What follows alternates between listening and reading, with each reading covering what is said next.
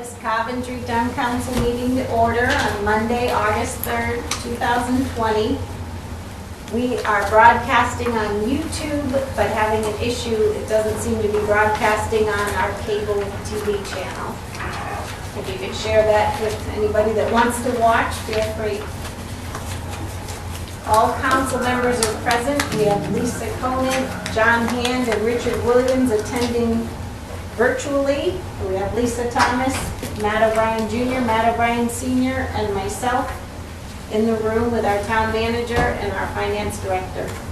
Please rise for the Pledge of Allegiance. Pledge allegiance to the flag of the United States of America and to the republic for which it stands, one nation, under God, indivisible, with liberty and justice for all.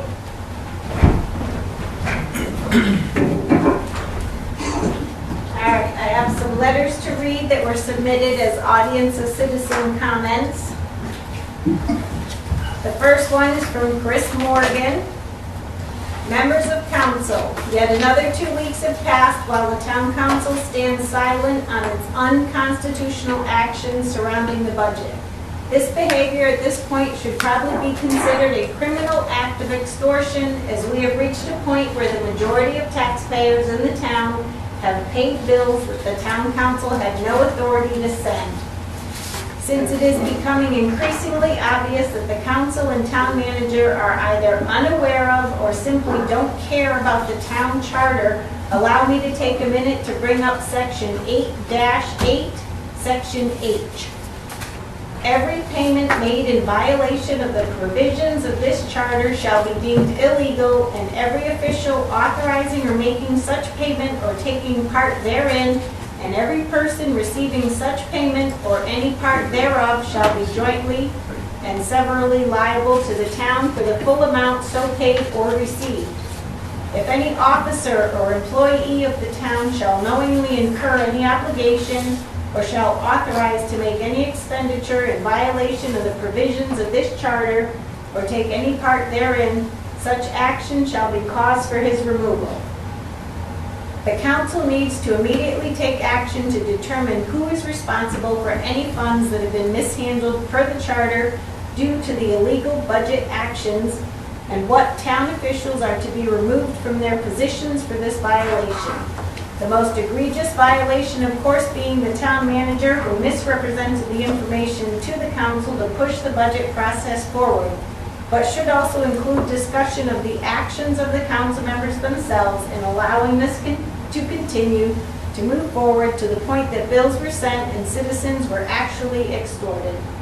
The current silence and ignoring of the issue is not an acceptable response. Again, if you or anyone in local government wishes to not do the job they signed up for, they are more than welcome to tender their resignation and leave.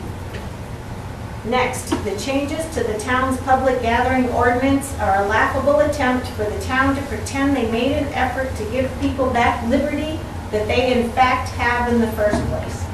We have seen the current ordinance have effects 3 times now in just the last 2 years.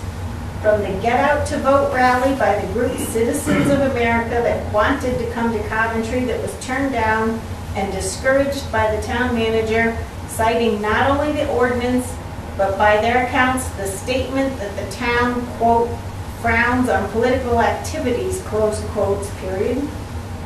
I reached out to them to ask the question, quote, would you say that their process of approval was restrictive and discouraging to your free expression, close quote?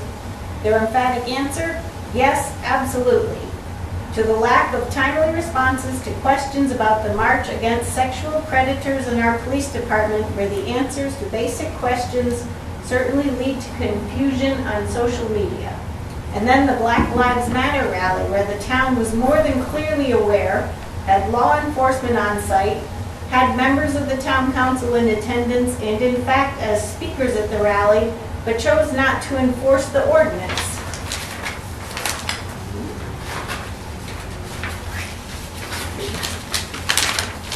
While I fully support all forms of activism in the fight for the rights of the people, and am truly glad the town did not act on enforcement of the ordinance, This shows abundantly clear how the existence of this ordinance can impact different groups by its subjective nature in terms of enforcement.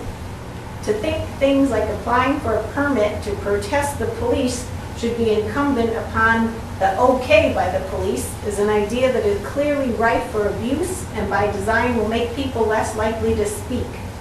Is the police department sufficiently prepared as well in the legal process to decide on what crimes will fall under the term moral turpitude? This, of course, is more an issue for lawyers and judges than police officers. Furthermore, the idea that if someone ever in their life been convicted of a crime that falls in the legal definition of moral turpitude, they should never be able to hold a public gathering is ridiculous. This makes no adjustment to those who have made mistakes in life but paid their debts, not to mention the wide range of crimes that typically would be given this label. Are we really a people that think someone once convicted of a bigamy or tax evasion should have their fundamental right to free association stripped by the government in perpetuity? These changes do nothing to address the fee that the town is asking for people to express their rights. Should those who don't have a spare $50 not be allowed to have their voices heard? And the preposterous idea that the town can still expect a citizen to give more than twice the notice they give to that same citizen is not made any more acceptable by offering the same 2 weeks notice the town warns its meetings with if you agree to be parked in some free speech zone of their choosing and sanitized to the town's approval. Want to protest the town hall? Well, you don't have time to get a license, but we'll let you do it at Camp Creaser where no one will hear you. Want to protest the police? Well, you don't have time to get a license, but if you want, you can go to Laidlaw and no one is allowed to hold signs if they deem you to be worthy of it, quote, morally, close quotes. This ordinance is an unnecessary attempt for government to restrict the rights of its people. It is a solution to a problem that doesn't exist. Its power has been shown to be both restrictive in keeping people from expressing their voice and unnecessary in situations where it would have been enforceable. It is nothing more than an undue attempt at control by a local government who has shown it is not effective nor trustworthy of this kind of authority. Both the U.S. Constitution and the Connecticut State Constitution protect these rights for the people. Government is beholden to uphold these rights as part of the compact that allows it to exist. Section 4. Every citizen may freely speak, write, and publish his sentiments on all subjects, being responsible for the abuse of that liberty. Section 5. No law shall ever be passed to curtail or restrain the liberty of speech or of the press. Connecticut State Constitution Declaration of Rights. The council should not only reject the changes to this ordinance, but should immediately pursue its removal. The town of Coventry should strive to be a bastion of free speech and discussion. Generations of Coventry families have fought for and stood for the rights of our citizens and people all around the world. When our local government acts to suppress the voice of the people, it dishonors all of that history. I understand the fears that our freedoms can be used in ways that most of us would find abhorrent. But just because we disagree with these things does not strip the rights of those who wish to say them. In fact, conversation, the presentation of different ideas, discussions, civil debate, these are the things that change minds. Censorship and exclusion, these things only allow bad ideas to fester and spread through the echo chambers which we lock them into. Part of living as a society is the ability to face the risks that come with our freedoms. The people of Coventry are now and have always been responsible and able to handle the task. In Liberty, Chris Morgan, 62 North Ayers Road. Michael Wellen Tacokes. Dear members of the Town Council, as a former vice chairman, a retired service member, and a citizen of our town, I find it deeply saddening that I must bring this issue of safety and public trust to your attention. This request is for the council to ask for the resignation of Chief Palmer. According to the Town Charter, Section 5-16, the town manager shall appoint a chief of police. Under Section 5-1, the town manager appointed with the approval of the council. While I understand the council may not have the authority to fire and hire directly, a vote for a resignation carries a ton of weight. From the June 9th Coventry Police Facebook page from John A. Elsesser, town manager, quote, "Now that these matters can be discussed more publicly, we hope that our citizens will see that the town acted as promptly as we could, essentially within a time frame of 6 weeks. We look forward to moving ahead and continuing to perform community policing in a positive manner," close quote. The Journal-Inquirer, as you know, has been on top of the Sergeant Hicks debacle. What we know so far, it's 3 girls under age 16 and a woman. This is solidified through text messages and Facebook messages. The article states that Hicks admitted to using the fake Facebook account, which he said was used regarding an ongoing narcotics investigation. Based on Hicks' statement, the department closed the case on August 13, 2012, with Chief Mark Palmer signing off on the report the documents show. Chief Palmer signed off on a sexual predator. In a statement provided to police in May, a woman stated that she had sexual relations with Hicks 5 times while he was on the job. All while on duty, promoted to detective, promoted to sergeant, all under Chief Palmer's watch, who wrote one pedophile behavior off and didn't know anything about the others. Hicks was a detective, also investigated the child sex scandal with the fire department, and was also promoted to sergeant under Chief Palmer's watch. It's no secret that I'm a huge supporter of law enforcement. Past council meeting minutes and other actions will greatly reflect this. With that being said, many citizens, including myself, have lost total faith and trust in Chief Palmer. Lastly, I'll bring up a personal disheartening incident that happened on November 2nd, 2017, which is as follows.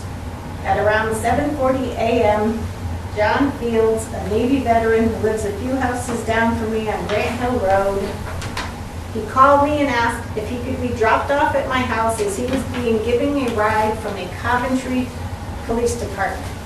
I said, yes, I will be out in a few. I'm still in bed, and specifically stated I wanted to talk to the officer.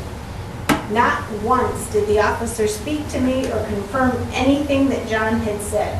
To make matters worse, the police department was filing for a warrant for his action hours earlier, disorderly conduct 11/1/2017, and violation of protective order, felony 11/1/2017.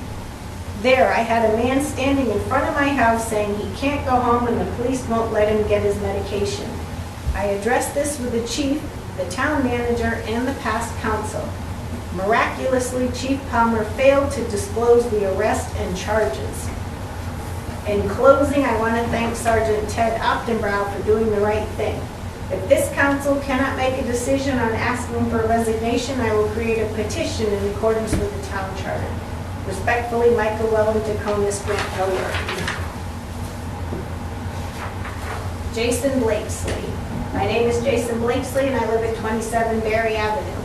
I always thought only scumbag politicians document dumped before the weekend. After reading the investigation into Chief Palmer's conduct, all I can say is wow, wow, wow, wow, wow. Although I already knew about these previous complaints, they are still very disturbing. I personally contacted the law offices of Canaan, Escalera, and McHale to inform and guide them of this complaint in 2012, along with a Facebook message that Mike Hicks sent to a victim asking her who contacted the police back in 2012. I let them know that if this isn't in the report, then the investigation will not be credible. After all this, Mike Hicks was promoted twice and went holiday shopping with local area kids. I also want to bring to your attention Chief Palmer's public comment during the Curley case instructing victims or anyone with information to call Sergeant McDonough or Detective Hicks. Encouraging 14 to 17-year-old victims to contact a known predator and pedophile is deeply disturbing. He was acting like Ghislaine Maxwell and not a member of law enforcement sworn to protect the members of a community. I fully support the immediate removal of Chief Palmer. This public has no confidence in Chief Palmer, John Alfesser, or a majority of the town council members. Jason Blakesley. Linda Blakesley. Good evening, my name is Linda Blakesley and I live at 27 Berry Avenue. On February 3rd, 2020, during the audience of citizens, I expressed my displeasure about learning of the events that transpired between ex-officer Mike Hicks and his victim in 2012. In addition, I declared a distrust for the Chief of Police, Mark Palmer, in his handling of this matter. I then asked that he be removed from his position as Chief of Police. Clearly, that call for action fell on deaf ears, which is not surprising considering the silence that this council has had on this issue since it was brought to light in January 2020. In light of the findings from the investigation of Chief Palmer's handling of this matter, it is clear to me that he acted unethically in 2012 when he closed out the complaint against Mike Hicks, which alleged he contacted a young girl through a fake Facebook account and acted inappropriately, compelling the mother to report the disturbing incidents to the Coventry police. Chief Palmer merely took Mike Hicks' word that he was investigating a narcotics case without further inquiry. Following that complaint, Palmer continued to support promotions and awards bestowed upon Hicks despite his knowledge of the troubling behavior as evidenced in the 2012 Facebook interactions with a young girl. Had Chief Palmer acted to protect and serve the public, especially young women, subsequent victims may have been spared. Instead, he chose to dismiss the complaint and now should be held culpable due to his failure to act in the best interest of the citizens he serves. In order for this town to begin the healing process, Chief Palmer must be removed from his position of authority. This would send a strong message to the men and women of this town that we hold people in positions of power accountable for every action and that we will act swiftly to correct the misdeeds of others.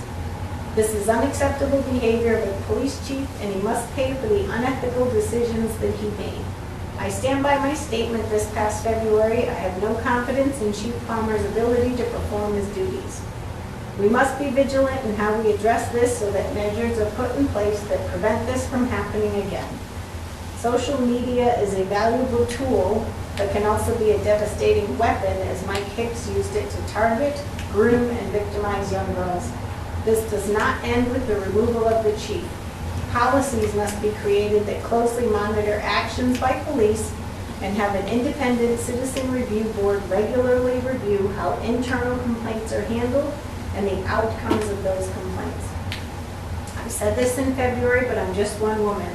I hope you will listen to the collective voice of the citizens of Coventry who are demanding an immediate, no confidence removal of Chief Palmer.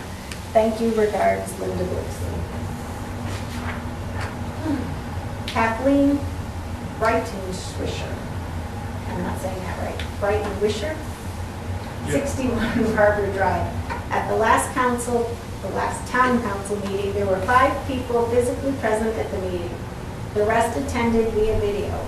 Of those 5 present, only Lisa Thomas wore a mask. I would like to know why, unless it is your turn to speak, that Julie Blanchard, Matt O'Brien Sr., Richard Williams, and John Alcester do not feel it is necessary to wear a mask. I would hope that as leaders in this town that you would lead by example. The state of Connecticut is working so hard at minimizing the spread of COVID-19, you cannot go into another establishment in town or even our town hall without wearing a mask. Shame on you. Please, for the sake of all people in the room and the community at large, put on your damn mask when I'm not speaking, Kathleen. Send this to John. I'll be happy to receive it. All right. Next on our agenda was acceptance of minutes from July 20th, 2020. Move to accept the minutes of July 20. Second. Lisa Thomas got the second on that, thank you. Any changes, corrections, or additions? I have 3 or 4, but they're kind of towards the back. I don't know if anybody has anything else. Mine on until page 12. Okay, real quick, page 10, just one word change. I think the paragraph will have to build with this. Okay. I've got it so noted I can fax these or scan them. Page 10. The large paragraph beginning with William said, go down 10 lines perhaps. The line beginning with way before any of us were here, so just change it to H-E-R-E, that's all. Simple. Instead of H-E-A-R.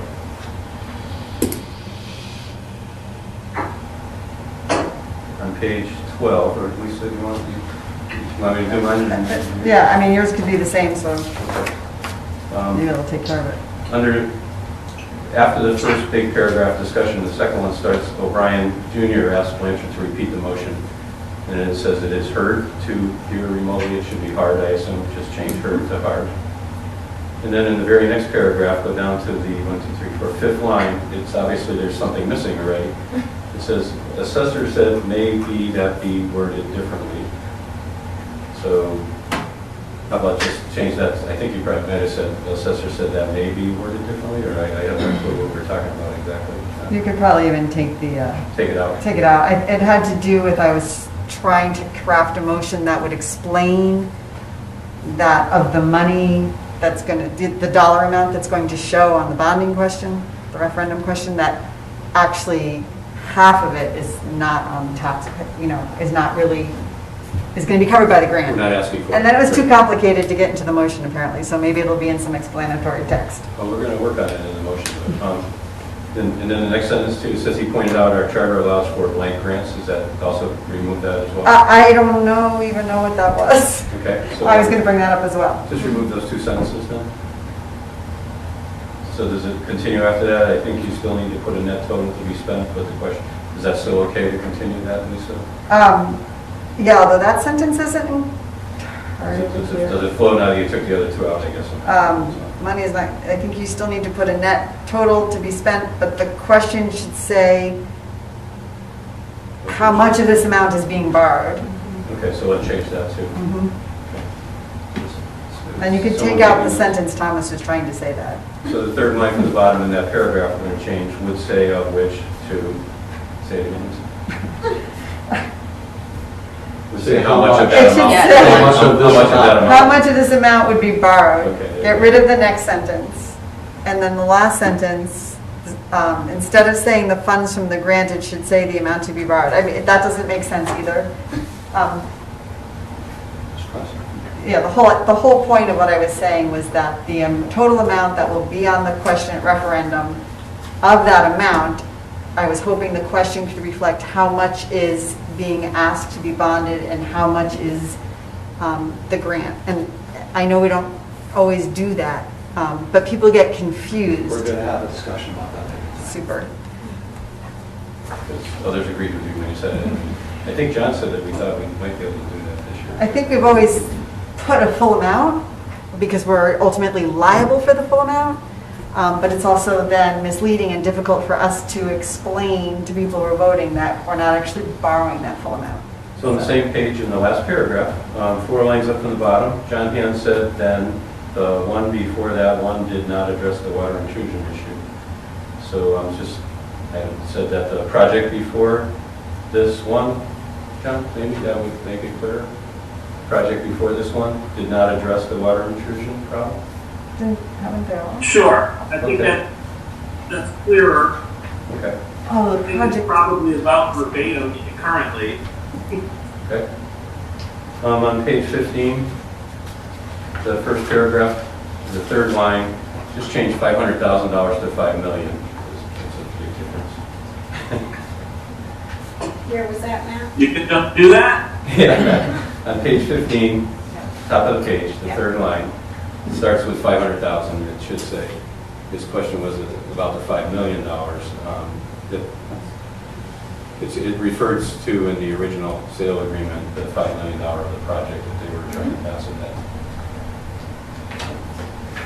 And then on page 15, let's see. So I just had one quick change in this. In the big paragraph, let's see. If you're looking on the left side, it's the about 3/5 of the way down, then the sentence starts with was sending out applications. Can you find that sentence? On page 15. Page 15. 16. 16, I'm sorry, 16 of 19, sorry. Okay. 16 of 19. And it was sending out applications to registered voters. It was to all registered voters is the point of that whole discussion. So just add all registered voters, please. I think that's all I have. Did you have anything different or additional, Lisa? No. Anybody else have anything? Quick one on page 12. Dead center, middle of the page, O'Brien Jr. Second sentence, it is hard to hear remotely instead of heard. Yeah, Matt Seeger did mention that. Sorry. You're supposed to listen when your dad speaks. I just, you know, You should have learned that a long time ago. He's not the only one. He has an extra And in obligation. defense, it is hard to hear. And how do you spell that, John? I don't know, it's hard to hear. All right, I'm quickly checking. I don't think I have anything else either. I have a couple. Go ahead. So I think I kept pace with all of them that have already been made. So I apologize ahead of time if I missed one. On page 7, under 6F4, third line down, middle of the line, Mike Bruce's name is there. His last name is misspelled, I believe. Yes. How do you spell it? R-U-E-F.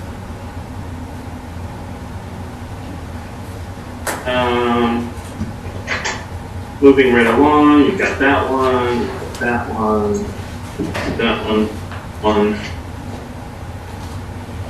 I think there might be one more. On page 16 of 19, in the giant paragraph in the middle of the page, count up to the bottom, 1, 2, 3, 4, 5, 6, 7, 8th line up from the bottom. The second word from the end of the line is it's currently is. I believe it should be in. The sentence reads, Williams asked, aren't they doing this is or in special session already? Okay, good. And that concludes what I have to contribute. So actually on the same page, before you go away, I'm sorry, I found one more little one. Bottom paragraph, and maybe I'm saying it different than someone else might, but the third line, it says intent enables a voter to utilize illness as a reason to obtaining an absentee ballot. So, I'm sorry, page 16, the same one that John was on, I'm sorry. The very last paragraph, and 3 lines from the bottom. And I just changed it to illness as a reason to obtain, from obtaining, or I'm not sure what the right word is, but to obtain an absentee ballot. Yeah, take ing off the word. Yes, that's all. Yeah. Didn't even make my margin notes, it was that small. All right. If nobody else has anything? All those in favor of approving the minutes with the said changes, please say aye. Right. Aye. That was unanimous. Next is our consent agenda. Can I get a motion to approve our consent agenda? so moved. Second? So that's Matt Jr. and Matt Senior. Matt Jr. moved, Matt Senior seconded. Is there anything anybody would like to remove from our consent agenda? It's on. Minutes, finance. That's it.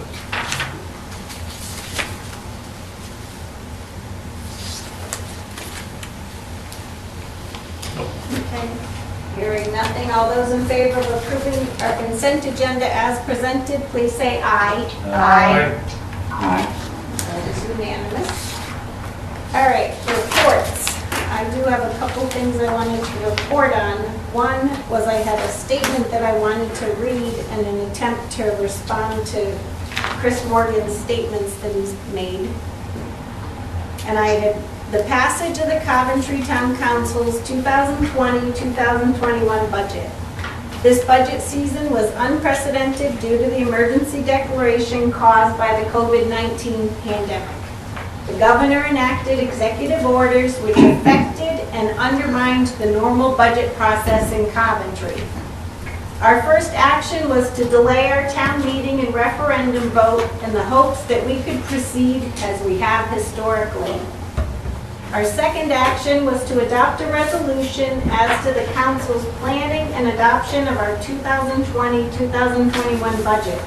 The resolution included an option to revert to our normal in-person voting budget process if that was determined to be a viable option.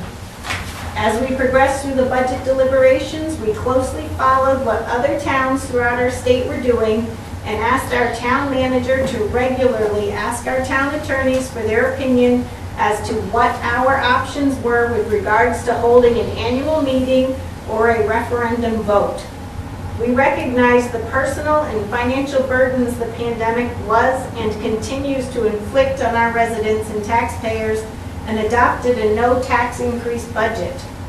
The council made a decision based upon our town manager's guidance and our attorney's opinions that we would follow our resolution dated April 6, 2020, unless or until the governor's executive orders were rescinded. We approved a budget and submitted it to our town clerk on or about June 1st, 2020, and set our mill rate on June 1st, 2020. So that is how we decided, the rules we followed, and our procedure that we went forward with. Oh, let me see. And as far as wearing a mask, I follow all the state guidelines and procedures. I wear one as I enter the public building or a public meeting. Now where I'm sitting, I am socially distanced, and it is acceptable to not have a mask on while I'm sitting here. So. If anyone in the room has an objection, if they state it out, put my mask on, but I don't hear one or it's from one. I think everybody's responsible for their own decisions. I'm masked because I'm concerned about airflow. I don't know what kind of filters are in the air conditioning here. Of course, I'm about to be standing in a classroom with 23 children. So maybe this is just... Are they going full class instead of... I honestly don't know. My district has not told us yet. And then it's not so much a report, but I do have questions about our primary election that's coming up, and I've kind of asked our town manager, but it goes to the Secretary of State and our registrars, but I would like to learn or know more about the procedure of how our registrars verify who's applying. Do they match the signature on an absentee ballot application to the signature on your voter registration card? And I don't have the answers, so I'm reporting, but really I'm doing more of asking a question that, and if I find the answers, I will certainly share it with you guys. It's somewhat of a new process. I understand absentee ballot application and voting has been around for ages, 150 years or more. But I don't know how our small town or our registrars are going to be able to handle the flow of ballots, the number of ballots. Or who's going to make the final decision on ballots? Yeah, are we going to have additional people? Are they, how much training or qualifications? It's a serious thing, and I guess I'll be watching it closely. I can answer one of those questions. Mm-hmm.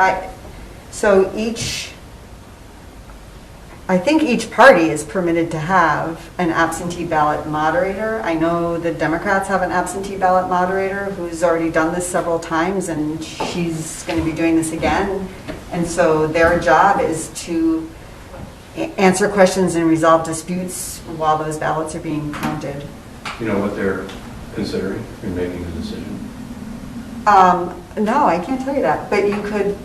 I don't know why you're not able to get these answers from It's in the handbook. our registrars.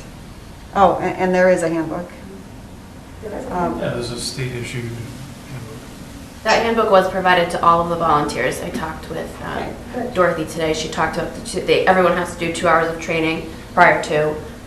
They've completed theirs. There's another set for tomorrow. They've all received the handbook and the required training at this point. Do you know if it says it has to be postmarked by the day of the election, or we have to be received by the day of the election, or That I do any of not. those things? I thought they had to be received, but I thought they had to be That's my received by the day of the election, because they're typically counted by Right. that evening with the rest of the votes. I think it's, yeah, by the end of that day, election day. Well, I'd like to know the Yep. answer.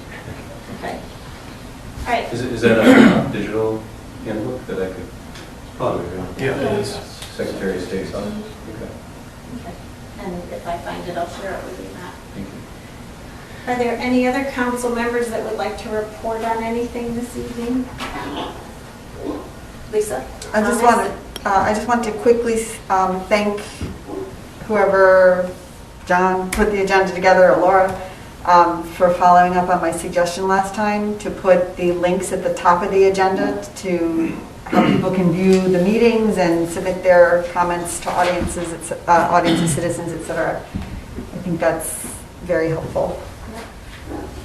Just for the record, Channel 191 is not working. It got taken out by lightning, we think.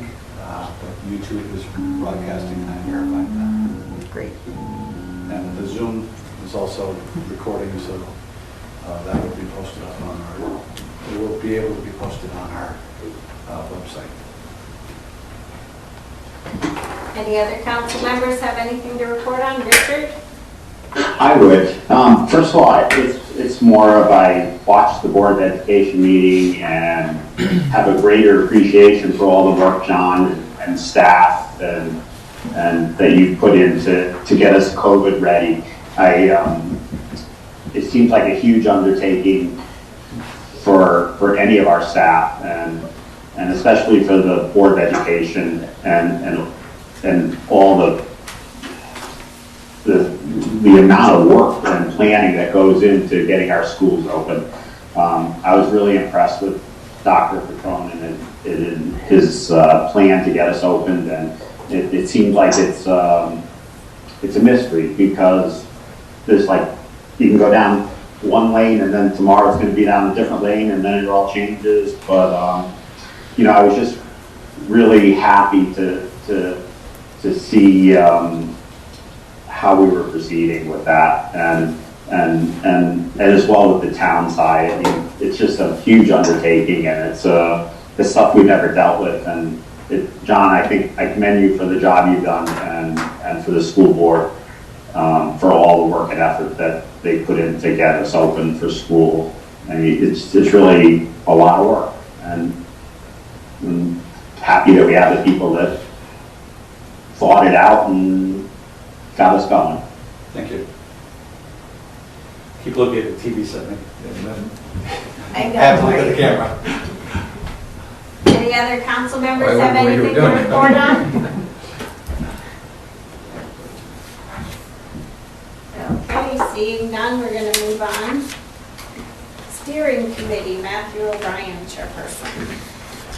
Yes, so wanted to let the public know that Connecticut Water Utilities Coordination Committee is looking for a volunteer appointed by the council to serve on their committee for meetings twice a year. If you are a customer of Connecticut Water, please contact any member of the steering committee If you're interested. or the town manager. And there's more information available on the town website. To give an update on the prospect of a police civilian review board, this will be an ongoing discussion about how we can bridge the gap that citizens are feeling with our police department. We're looking into several options and weighing the positives and negatives. This is a serious issue, and we aren't going to rush into anything. It's a very complex issue that will affect not only how the police department operates, but how citizens may choose to interact with Coventry law enforcement. But I'm confident that steering will treat the issue with seriousness, and any conclusions that we come to will be backed by research into the effectiveness. I want to be clear that there are many different types of review boards with varying responsibilities and powers, and the key will be to determine if any are appropriate for Coventry. We'll be inviting our labor attorney and town attorney to speak to steering about how the implementation of a civilian review board could work. Anybody have any questions of Matt Jr. and our steering report? Okay, go on. Reappointments. I move that the council approve the reappointment of Deborah Zeppa for the ad hoc Coventry Lake Advisory and Monitoring Committee, new term to expire 8/1/2023. Second, Lisa Second. Thomas. John can have the next one, I just wanted to. Okay. I was letting them get it. All right, anybody have any comments? I do. Yes. I just, Deb Zepp has done a great job leading that committee, and everybody who has served on that committee in the past and currently are, I know I say this a lot, but it's a great service to the community. The lake is not just a recreational asset, it's not just a beautiful thing to look at, it's a main economic driver in our town. And we cannot let the health of that lake disappear. We can't let it become overrun or it'll be quite a detriment. So, and this committee's doing a great job, and I'd like to thank them. Okay. All those in favor of Happily approval? second that as well. Yes. Oh, did you have a comment? He just wants to vote. All those in wanna favor vote. of approving Deb Zeppa's reappointment to the ad hoc Coventry Lake Advisory and Monitoring Committee, please say aye. Aye. Aye. That is unanimous. I move that the council approve the reappointment of Kara Revitt for the Pension and Retirement Committee, new term to expire 1/1/2023. Thank you, Lisa Conant. Any comments or questions with that? We appreciate her service and dedication to this committee too. All those in favor of reappointing, right? Yep. So reappointment to Kara Revitt to the Pension and Retirement Committee, please say aye. Aye. Aye. That is unanimous. And I just want to note that we accept with regret the resignation of Sam Norman from Inland Wetlands. Thank you for your service, and we're looking into a previous volunteer to fill the position. Good. They have enough with the alternates to carry on their duties. They do. All right, next on our agenda would be John Elsesser and Cobra. Why don't we skip Cobra tonight? Sweet. Sweet. All right, so then we'll move on to the town manager project updates, please. So, I gave you a project update on Thursday, and over the weekend kind of updated a few more things, and update it quickly tonight and answer questions. To start off, we urge citizens to take precautions for a tropical storm. While they're seeing the path kind of over near the New York line, it is drifting a little bit towards us on the east in the last update. But regardless, we're going to be in a very high wind zone, 50 to 60 mile an hour winds with gusts up into the 70s. So tonight, before it's too late, gather anything that's loose in your backyard. Make sure that you have supplies for power outages, because we have a lot of tree damage that we're expecting. While we think of the path, we're on the right side of it, which is a high wind. That's what I was going to say, if we're to the right of the eye, it's actually worse than. Yeah, we have high wind. Less rain, but high wind.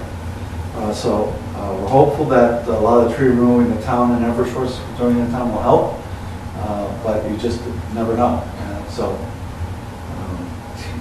We'll start about 2 o'clock to 3 o'clock tomorrow, so you have some time to gather all those toys in the yard, and anything that can blow around will blow around. But flashlights, batteries, water, those types of things, all the normal precautions, and we started getting those words out today. And our staff was doing checks for generators for our public buildings.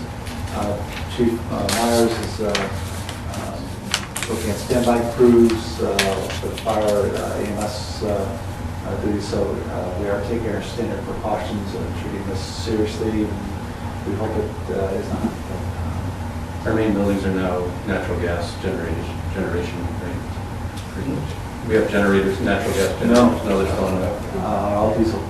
Diesel. As part of the microgrid. And They have day tanks, but, so they've all been full, they've been checked, we checked them weekly anyway, but we double checked to make sure. But we also have a lot of buildings that don't have them generators. But regardless, we did get the letter out a little slower than desired, but went with all Murphy on the Cronin Foundation issues that hopefully can continue as part of the negotiations. They're first negotiating hopefully a COVID bill, and then that was really part of the infrastructure bill, which may or may not be part of the COVID bill or a separate bill, but their offices were notified. I caught the last 10 minutes of a CFIS, Cronin Foundation Zoom meeting, but I did get the handouts. 195 houses have been fixed to date.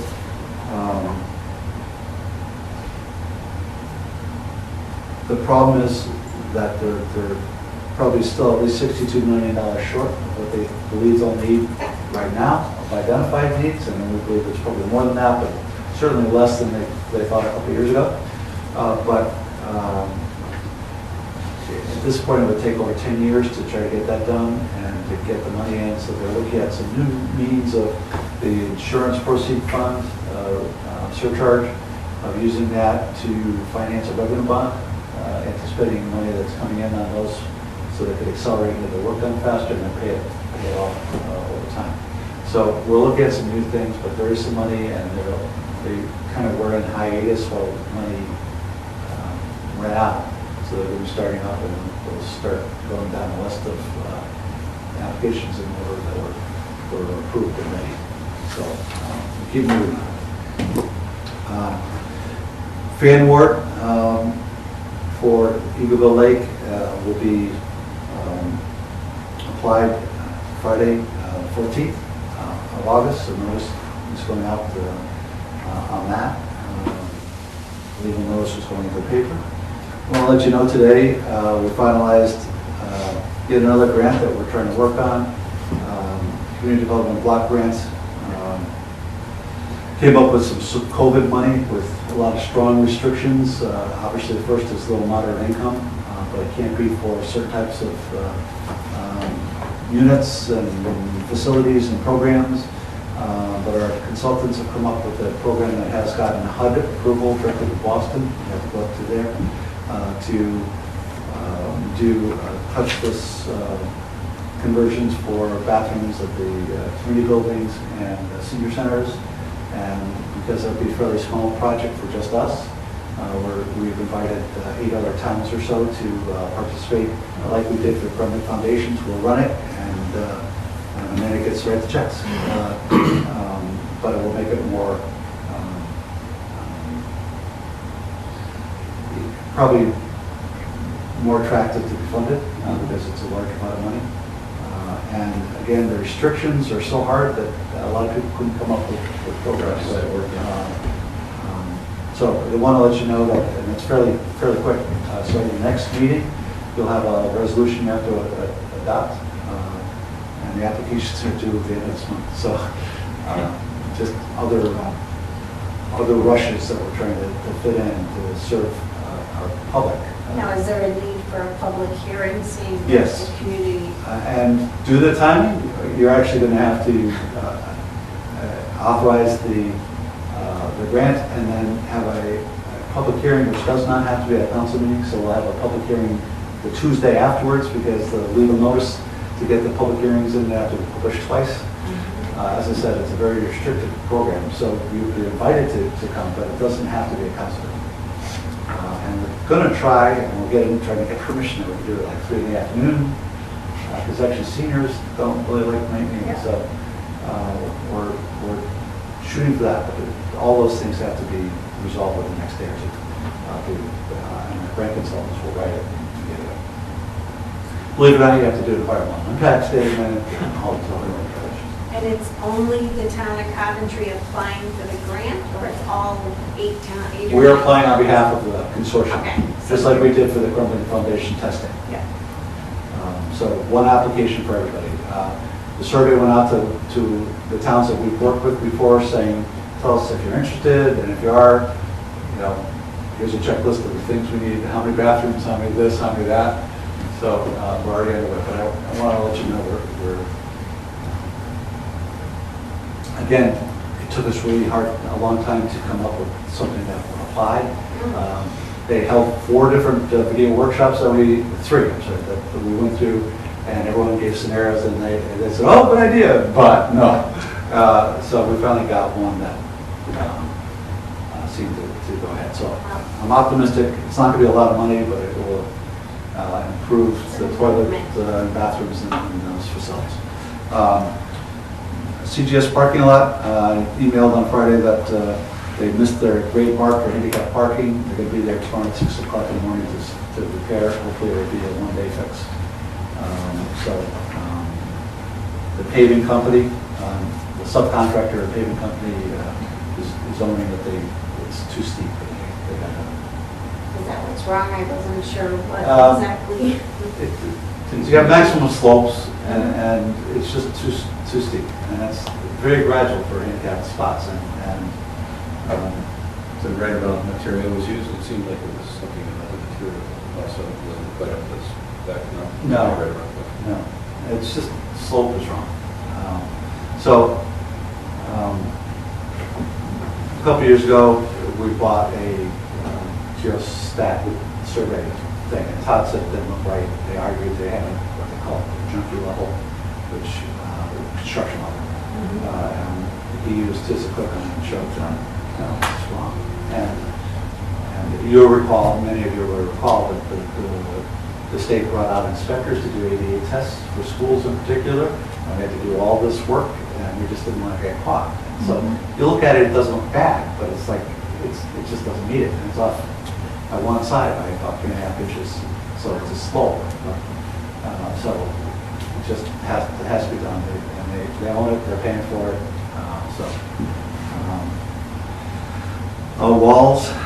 Before you leave that part, yeah. was there something in one of your memos, because there's quite a few, about we might not get the grant for, was it the sidewalks of that project? Or what was that about? Community connectivity. And, Yeah. that was a late Friday afternoon phone call, and Amanda and I have a lot of work to do on that. So Okay. I understand Todd got a phone call and said they closed the project out, so because the paperwork wasn't all in order in time. So we have to follow up and find out if that's that true, how much, and all those things. So we are working on it, and whether there's any recourse. So we don't know. Okay. So we'll have to track that. I just want to let you know when we knew, not hiding anything. Other than that ADA issue, is CGS done? They have landscaping and the lighting, and some grass seed, but somebody drove over all the topsoil and gutted the hell out of it. We don't know whether the teacher's trying to get into school, but now we're gonna have to pay people to repair it, because it's not the contractor's fault. But when I was up there today, there's wheel ruts about this big, like they're trying to drive up over the dirt to get to the door. So whether it's teachers or staff, I don't know, but it's rutted, and so I'm gonna have to smooth it out. It's pretty daring to go over those curbs. They're huge. Yes, something that I've used, but So it looked more like a pickup truck, so maybe it wasn't teachers, but yeah, don't disparage teachers. Well, they don't drive pickup trucks, I guess. some do. Well, yeah. Walls project made great progress in the auditorium, and the beam for the band room is arriving tomorrow. So they said it would take about a week. They started last Tuesday, so it's going to take more than a week. But I also want to make sure that I'm not so sure I communicated well that a lot of this work is not just the height, not just the band and the auditorium, but some of those upper wall clips in the rest of the building are also being done. So we'll still have some areas of where the wall treatments themselves, but the clips in the whole building will be taken care of. So it's a big chunk of that project. So the upper part of the wall will be attached to the upper frames as it goes through. Now will take a little bit longer. They'll be going classroom to classroom, but I went over there today at lunch and talked to the guy and said, yeah, it's not easy, but it's going okay. Because you have to drill through the block. And and bounces around a little bit and so forth. But the design is working. And talked to Corporate Chesco today.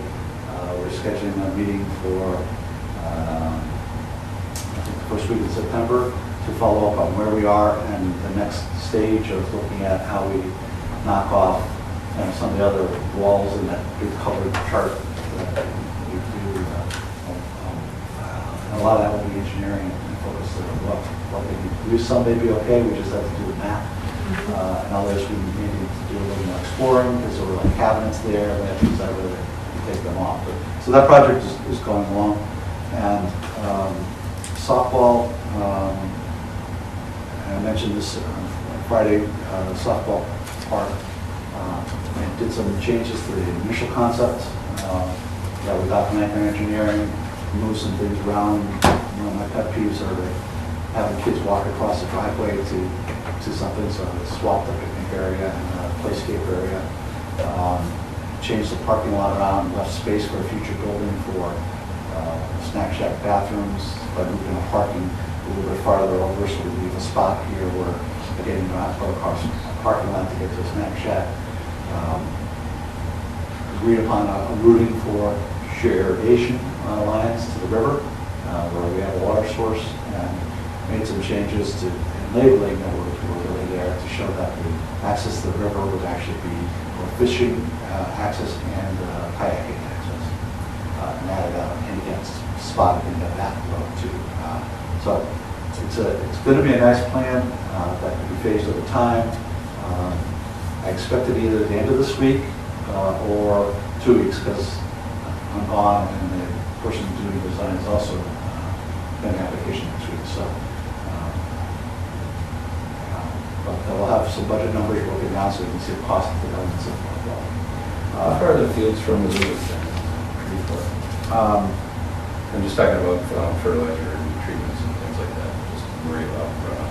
It's not close. I have no idea. I'm not sure. No, you'll see the plan. It's farther than you might think. There's a lot of land there. So we might see the plan by September or a Yes. little later. Yeah. I just, I think out of courtesy, it should go first to the committee. And then, but sometime in September, I would think. And tonight, I'll hold up a plan for the steep grant because I need a resolution to get to that.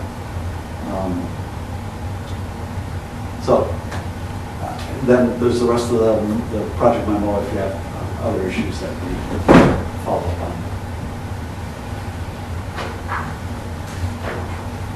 So I had a question or two about the grammar school parking lot.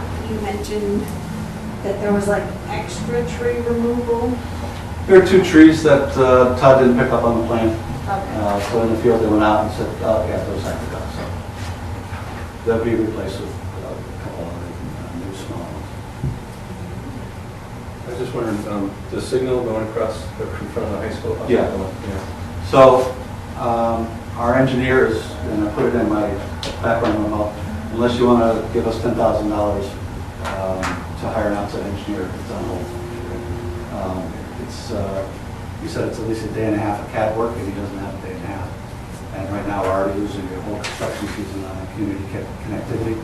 We're overwhelmed, just overwhelmed. I didn't see that in my file. No, I didn't. I got a lot of them the last few days. No, that was in the project memo. Oh, in the project memo itself. Not your background, but your project. Okay.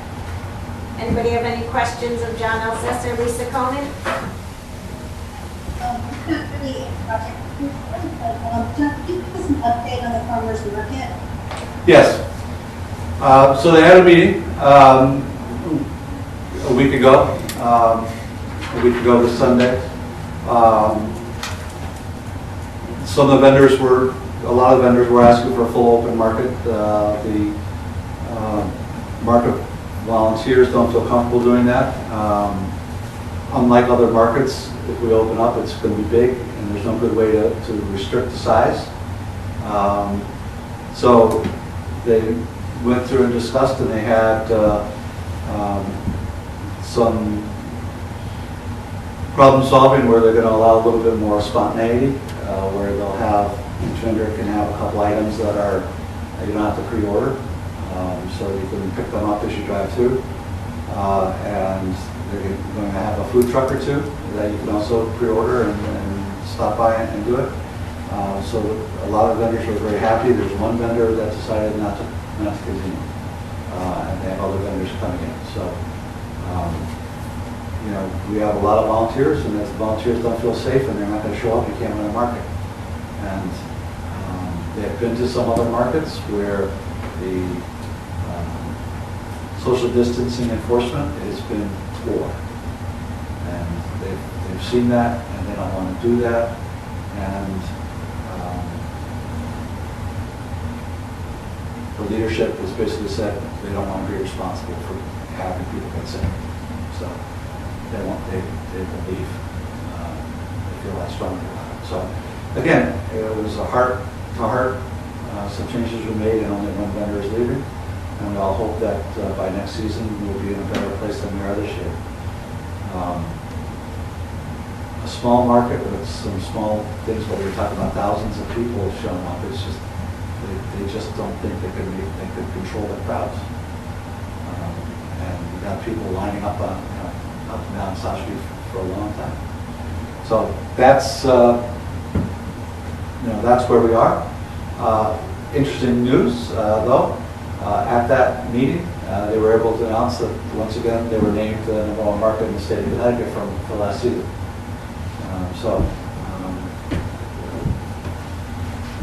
We'll congratulate them on that. Yeah. Life is tough. So the winter market is looking at, since they really can't use the schools, is looking at using Millbrook price. So again, downscale, smaller, but that's a different scale market, and it'll be a smaller place, but at least they'll have a home, and it could, due to timing, could help some of the businesses that are down on Main Street, because when the market's out, they may go antiquing. Any other questions of John? Do you want to move on to your COVID-19 update, John?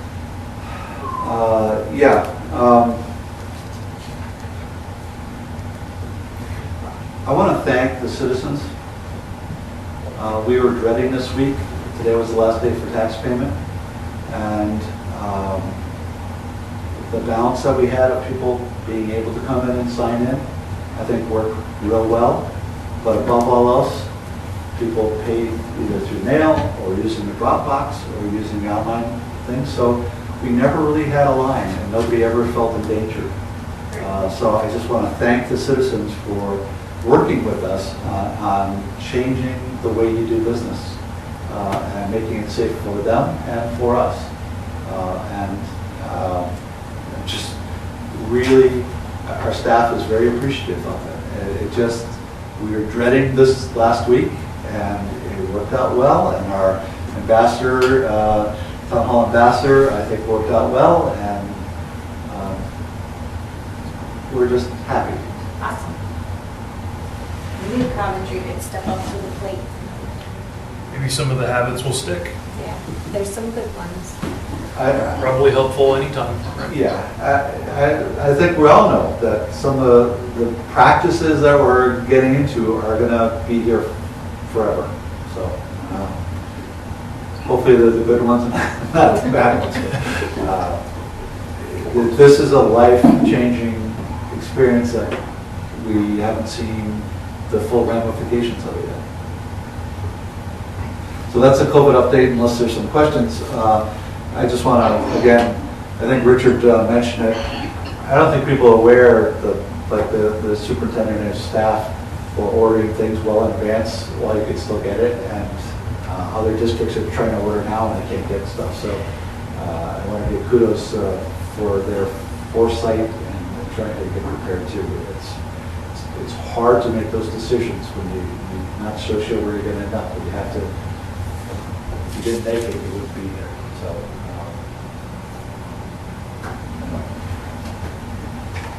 Microgrid update. So we're ending the Pure process. So maybe in September or so we'll get a hearing This year. This year? This year. Well, this is the pure. But interestingly enough, we have to, our attorney, again, paid for by, not by us, it's part of the RFP we put out, we don't pay for the consulting engineer or the attorney.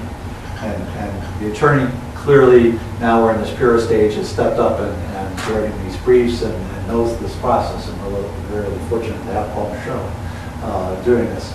But the engineers have come up with one or two alternatives, and it's clear that there's an issue. You can't cross the road and violate franchise rights unless you're a town. But the town's not the grantee for this. With electric lines, or With electric. you got to explain to the Yes. person. Otherwise, they're going, why can't you cross the road? Because we're not a chicken. So it's, we have a plan, and PURA has been pointing, the Public Utilities Regulatory Authority has been pointing to, they want to make these projects work, and, well, could the town own that section and then lease it to the microgrid? Section of the lines. Just to go the crossing of the lines, crossing the road. So we could probably do that, and then we'd have to we actually go under the road, because it's not right. So run 2 when you're doing it, in case we have a problem later, because we're not going to dig up the house. And then run from the firehouse all the way to the police station also. And that's the area of most concern by the utilities, both the United eliminating, which doesn't have rights here, but they're worried about statewide precedents, and Eversource, and they're objecting to this. And they didn't answer the question that PURA asked, which, are you aware of any situations where your people have done these projects that cross over the public roadways? And we know of some, both at Yale and Wesleyan universities that did it. And instead of answering their question, they answered, we're not aware of any microgrid projects. So we called them one, we filed an objection to their answer. But part of that is then we will also then negotiate with them, and PURA, I think, wants us to come up with a solution. And the solution would be that we'll let them own that going across from the middle school and own down from the fire station, police station, if they pay for that. And they would build it, they're not good to say this, but they would recoup it through rate increases. And it's a modest, so it wouldn't really change it in terms of money. But what that would do would be allow us to lower our PPA rate, because we'd be reducing our capital expenses. And if we then run, we would not be buying power for the microgrid for the police or fire, but they would be tied in only for emergency access. But that would then allow these 4 furnaces to provide Orchard Hills power. I was wondering how you're going to make up the difference, and what you're losing. And that will drive Orchard Hills prices down.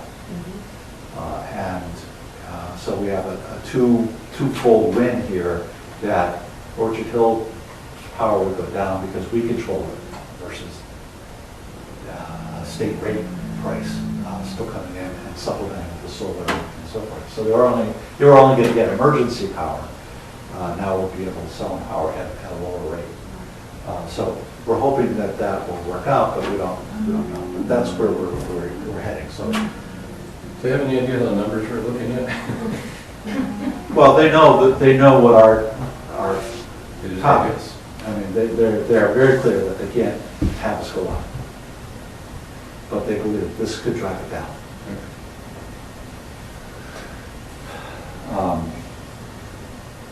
So, that's an hour and a half to 2 hours a week of my life for the last year and a half to 2 years.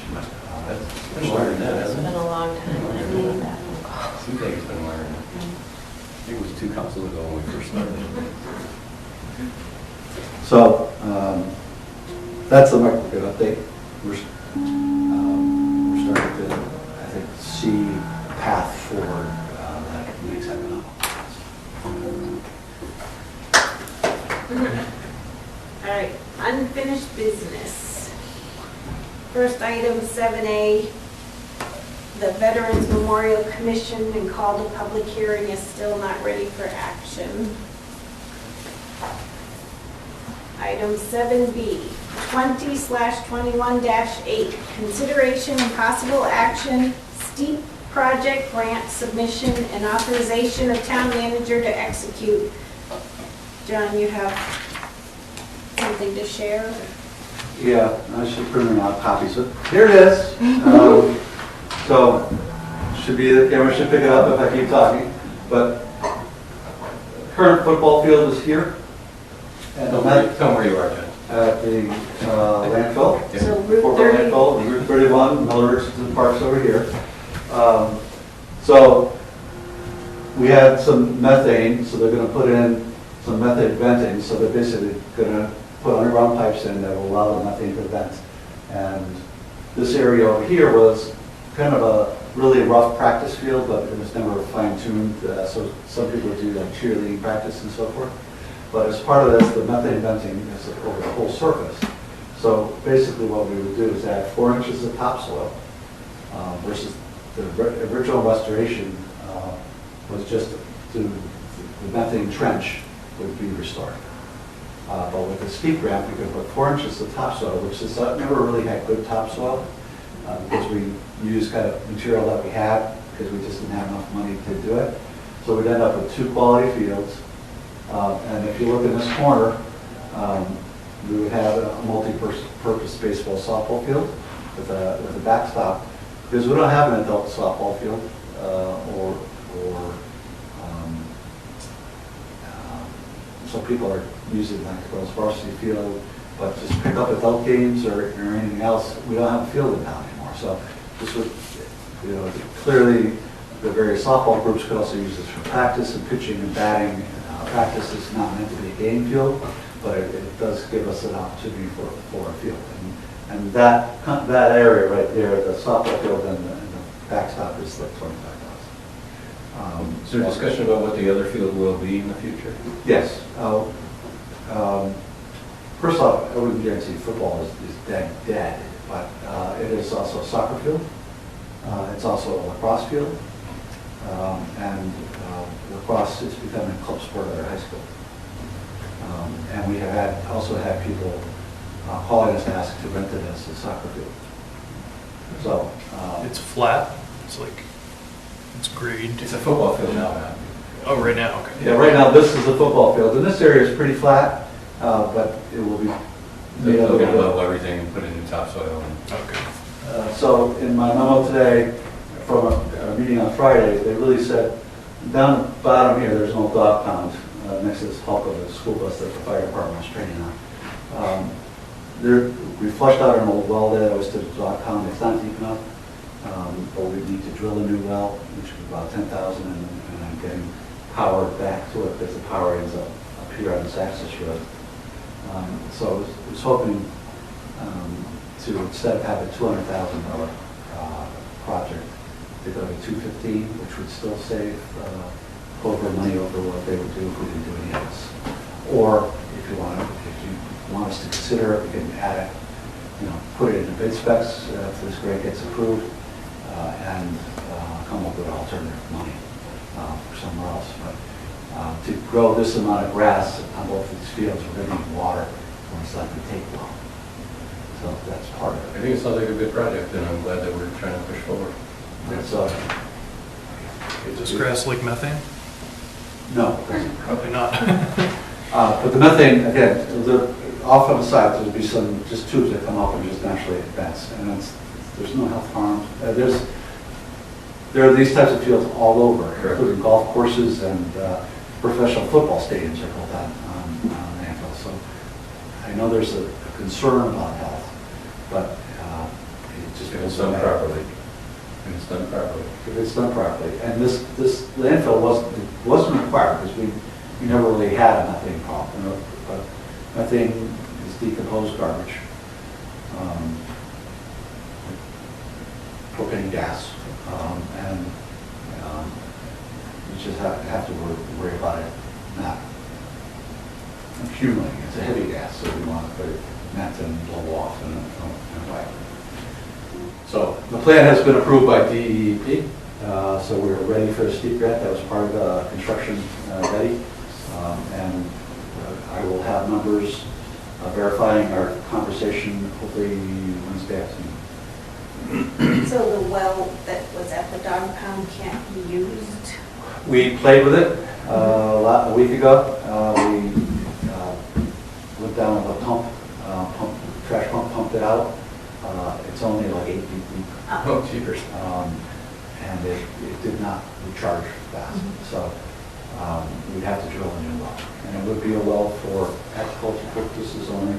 Did you have some tanks they were holding down there too? I still have 2 tanks that we bought for $50 each. And a well could then pump into that. Yeah, fill them up. And then, and we're not talking about an irrigation system because that's a whole different thing, but somewhere we believe we still have something called a rainbow, which is a irrigation system that kind of self-propels and walks itself around in circles.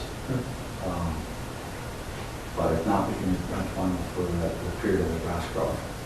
But just get some, and we have some for going to the baseball field, some just the stand-up sprinklers that shoot around. But we can, we need it primarily for that growing, and then this time of year you don't want to burn out.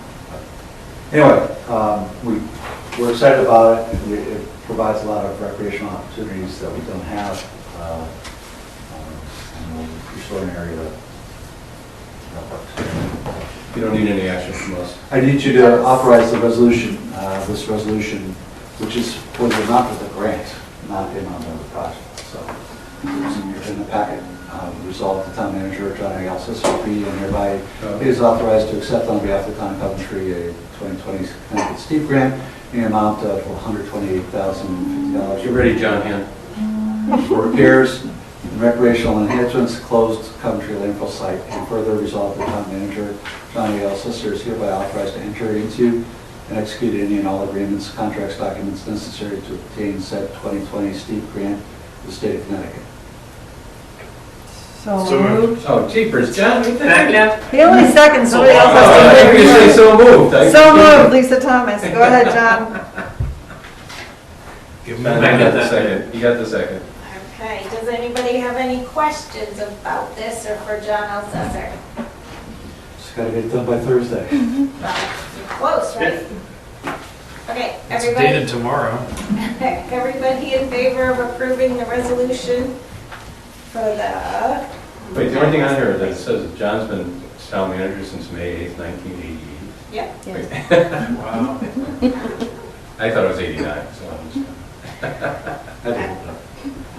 Everybody in favor of approving the steep grant submission and the authorization of the town manager to execute, please say aye.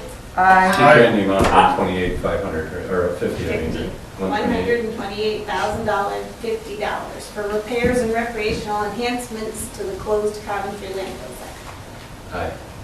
Aye. Aye. Unanimous. Thank you, everybody. New business, 8A, 20/21-11, consideration and possible action, modification to charge to Energy and Building Efficiency Building Committee to include school roofs. So fairly simple changes to broaden the committee to do the Coventry High School complex, Percy Robertson School Addition roof replacements. I did not bother putting the code works called out because it says and other improvements. I was going to ask you what those are. Well, now we know, because that was already there. So those are the code words. Those would be the code, the alarm. Oh, gotcha. Okay. And this was discussed with the committee, correct? Yes. Tom Peloggi said this is Double the checking. last. I think I recall you But they saying that. accepted, Okay. So do we need to read this or just... Just move to approve? Move to approve. Move to approve? Second. Second. all right, I got Matt and Matt on that. Matt Senior motioned, Matt Junior seconded. Any questions? Thank the committee for taking on an additional charge and appreciate their efforts. Second. And work. Yes, we do appreciate them being willing to accept more responsibility and for having continued as long as they have. And doing as much for them on behalf of the town as they have. Yes, very been a while. appreciated. Okay, everybody in favor of the modification to the charge to the Energy and Building Efficiency Building Committee to include the school roofs and the alarms, please say aye. Aye. Aye. Unanimous, thank you.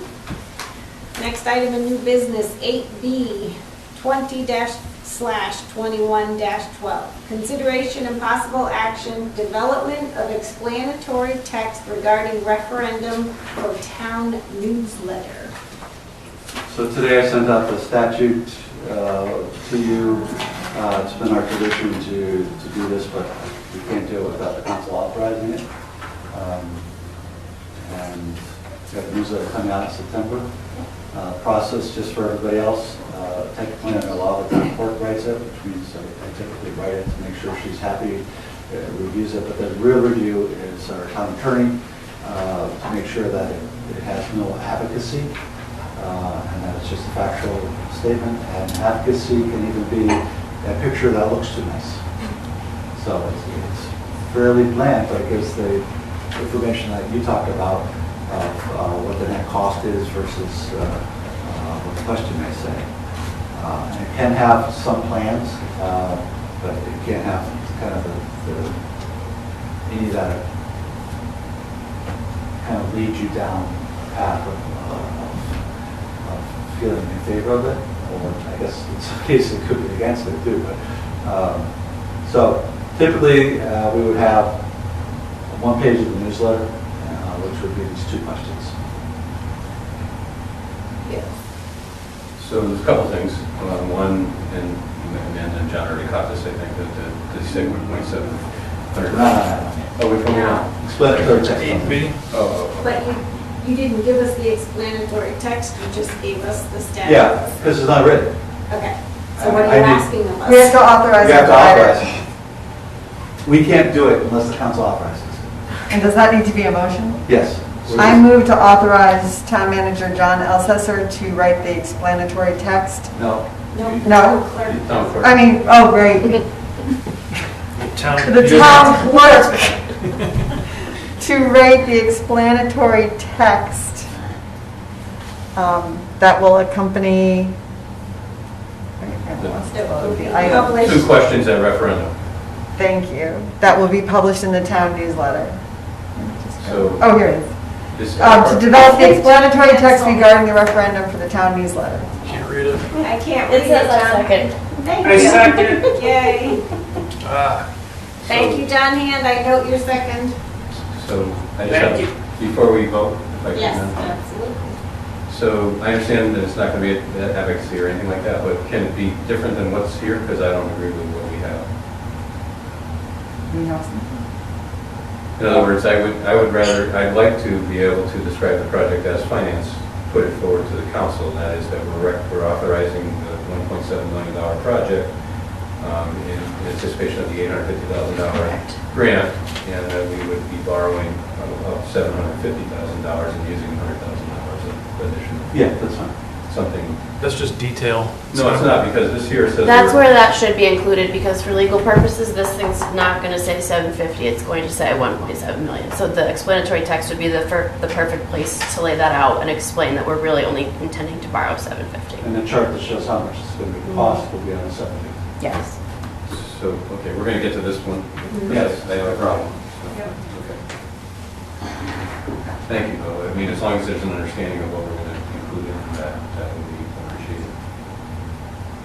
Okay, does anybody else have any other questions on the motion on the floor? All right, all those in favor of the motion to allow our town clerk? Sorry, could I ask Yep. one quick question?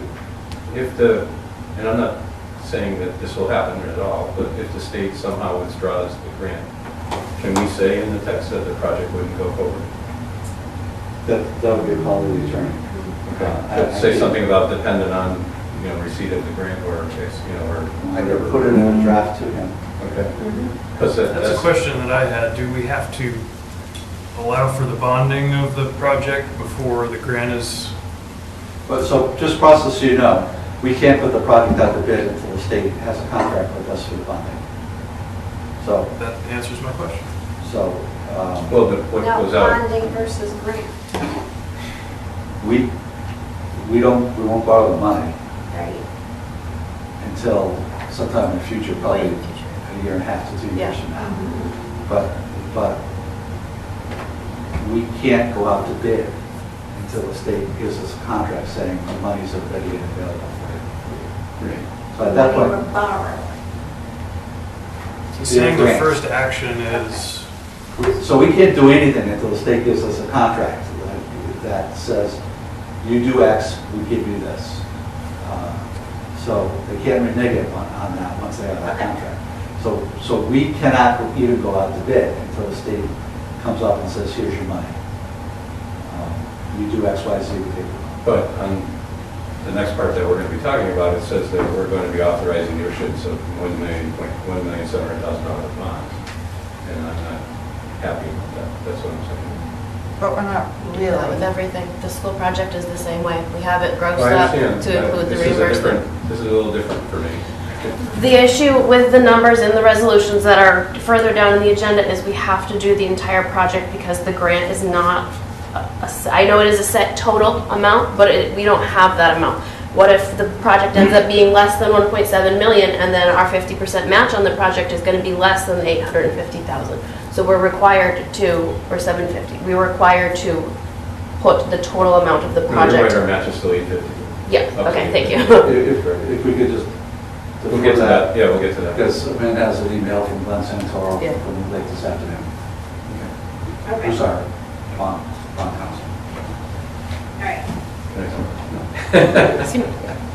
So everybody, please vote if you are in favor of the development of the explanatory text regarding the referendum for the town newsletter. Aye. Aye. Aye. Aye. That appeared unanimous. Think Did I so. see everybody? Yep. Okay. All right, next on our agenda, new business 8C 20/21-13, consideration and possible action, appointment of town council representative for renegotiation of Board of Education and Coventry Administrative Association agreement. Dr. Patron had sent me a note asking if I could find somebody to volunteer as a town council representative. I got back to him and asked if he could let me know what time he thought the meetings would be. And he said they would be usually around 6 p.m. and through Zoom at this time. Is there anybody here willing to volunteer to sit in on the Administrative Association negotiations with the Board of Ed as a town council representative? virtually. Anybody? Oh, no.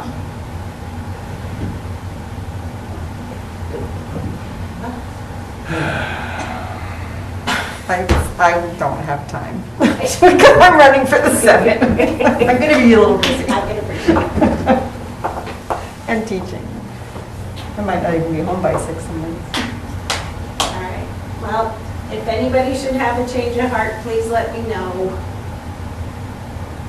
Otherwise, Are you available? I don't, well, sometimes it might depend on the day of the week and the time commitment. I get the 6 p.m. part, but I don't know how long. it's 6 to gonna last. midnight. Actually, the first three will probably be half an hour or an hour. They won't do much, and then at there'll be one final long meeting usually. That's just how it works, you know. They go back and forth a little bit, and then they get to one point where they greater amount of time, and then they stop one meeting, generally. So unless or until someone else, I will attempt to do it for the town council. Well, and if you have difficulty, I'm unavailable. then let me know, and I'll try to step in for you. Okay, I appreciate that. All right, next item of new business, 8D 20/21-14. Consideration, possible action, authorization for Board of Education to appropriate $10,164 from their reserve fund for capital expenditures for the Coventry Grammar School parking lot project as a result of a change order. I move we authorize the Board of Education to appropriate $10,164 from the reserve fund for capital expenditures for CGS parking lot project as a result of a change order. That came from Lisa And Thomas. John Hand seconds that. Wasn't even done. I didn't hear them. Do you have more to say, Lisa? He was anxious. So just for the broader good,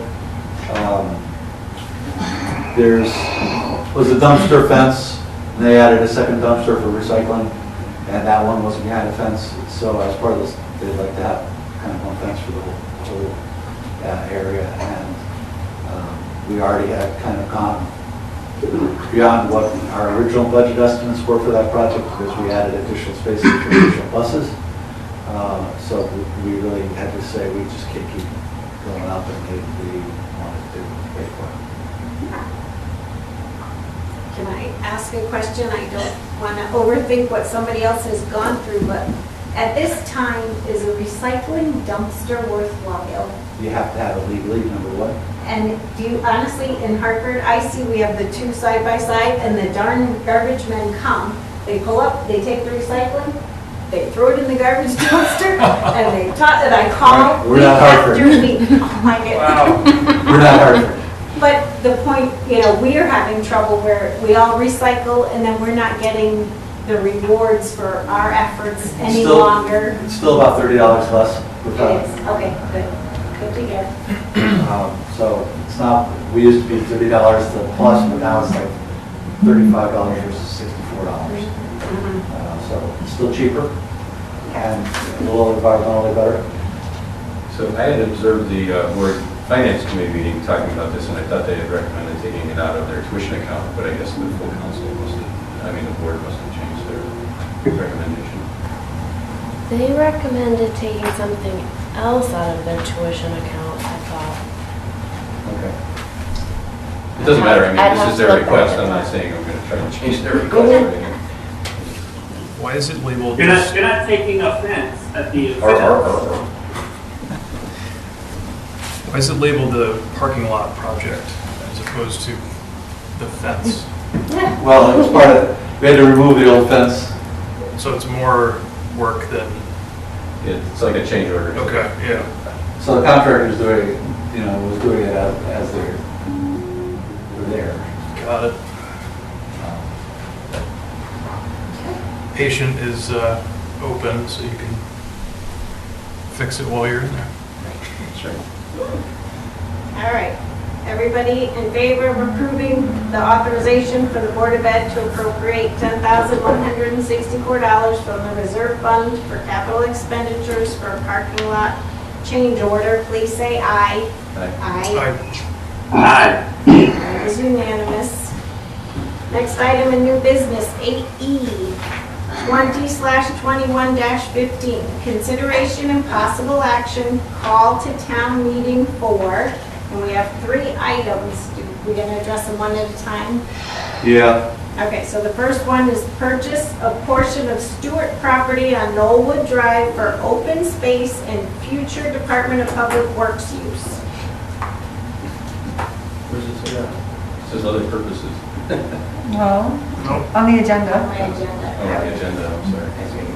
Reading it. So you just need to read the resolution.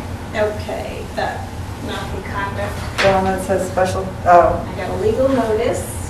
there's a resolution for the library and a resolution for roof and fire alarm. Town of Coventry Town Council resolution recommending the purchase of land off of Olson Farm Road and Knollwood Drive for open space and other purposes, and the calling of a special town meeting to consider said purchase from the estate of Lance Stewart for $49,000 and debts owed.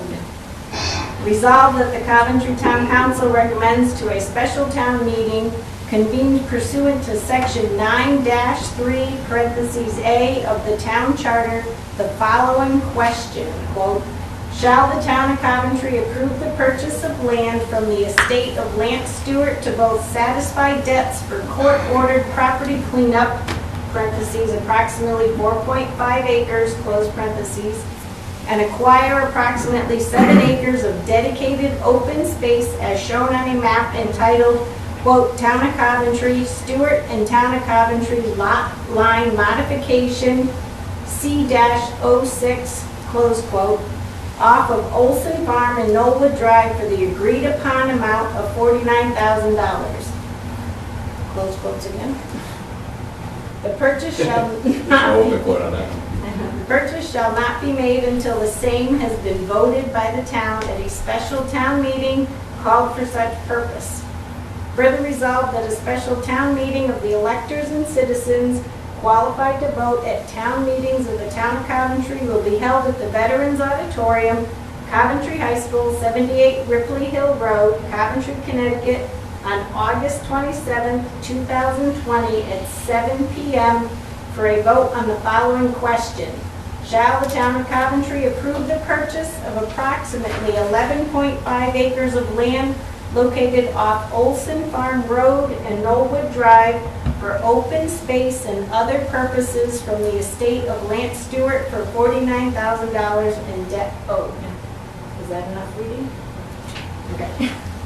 Does this require, second, Thank you. does this require us to do a special town meeting on August 6th to do this? I'm a little confused when I'm, the page before it. August 6th. Yeah, it says, legal notice, town of Coventry. Oh, that's when the legal notice will go in the paper.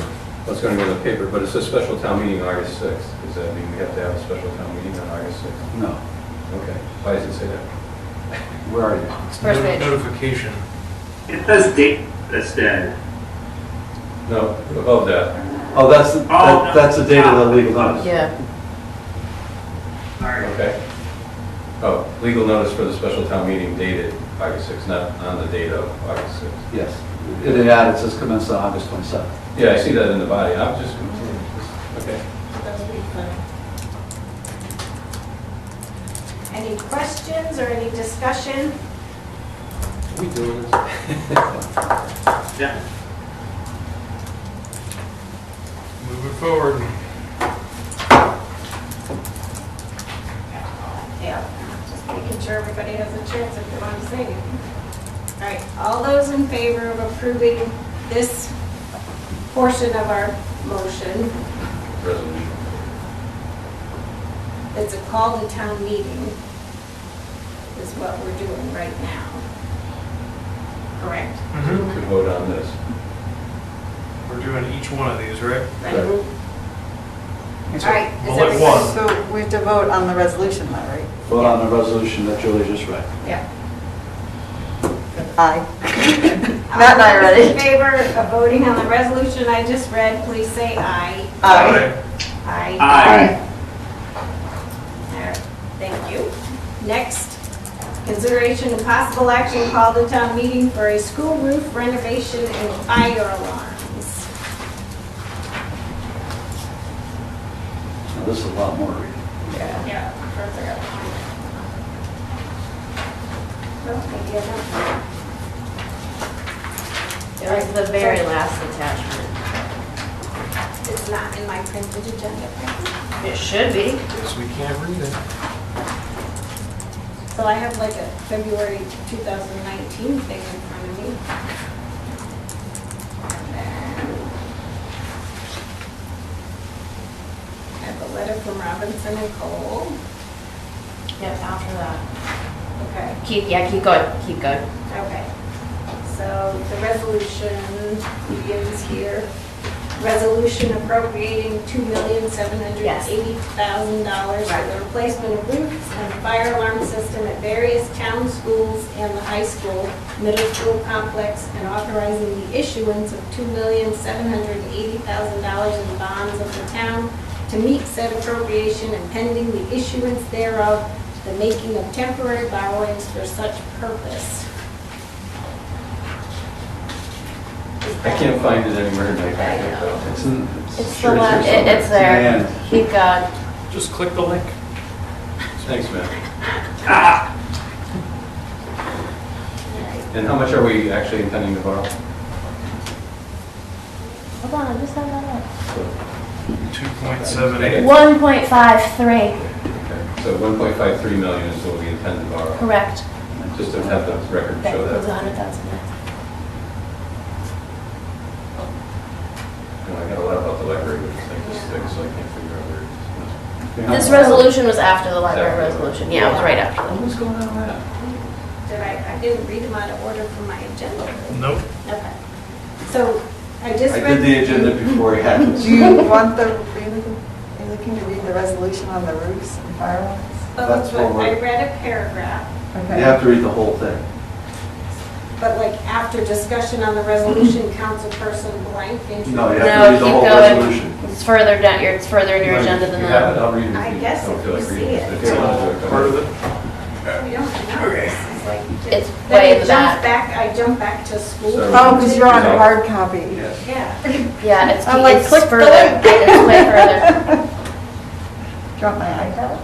No, I do have it. I can look it up, but go ahead, Matt. Okay, resolved, section 1, the sum of $2,780,000 is appropriated by the town of Coventry, Connecticut, the town, for the replacement of roofs at Coventry High School, Middle School Complex, and George Hershey Robertson Elementary School, and the replacement of the fire alarm system at Coventry High School/Middle School Complex, and Captain Nathan Hill Middle School, including without limitation equipment and electrical, and for administrative, printing, legal, and financing costs related thereto as more fully set forth in the capital improvement plan of the town of Coventry, fiscal year 21 through fiscal year 25, and appropriation to be inclusive of any and all state and federal grants in aid thereof collectively the project.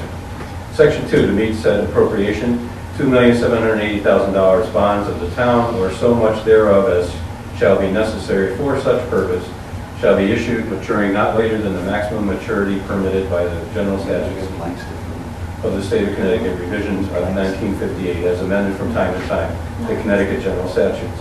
The bonds may be issued in one or more series as determined by the town manager and the town treasurer, and the amount of bonds of each series to be issued shall be fixed by the town manager and the town treasurer, and the amount necessary to meet the town's share of the cost of the project determined after considering the estimated amount of state and federal grants in aid of the project, or the actual amount thereof, if this is to be ascertainable, and the anticipated times of the receipts of the proceeds thereof, provided that the total amount of bonds to be issued should not be less than the amount which will provide funds sufficient with other funds available for such purpose to pay the principal of and the interest on all temporary borrowings in anticipation of the receipt of the proceeds of the bonds outstanding at the time of the issuance thereof, and to pay for the administrative, printing, and legal and financing costs of issuance of such bonds.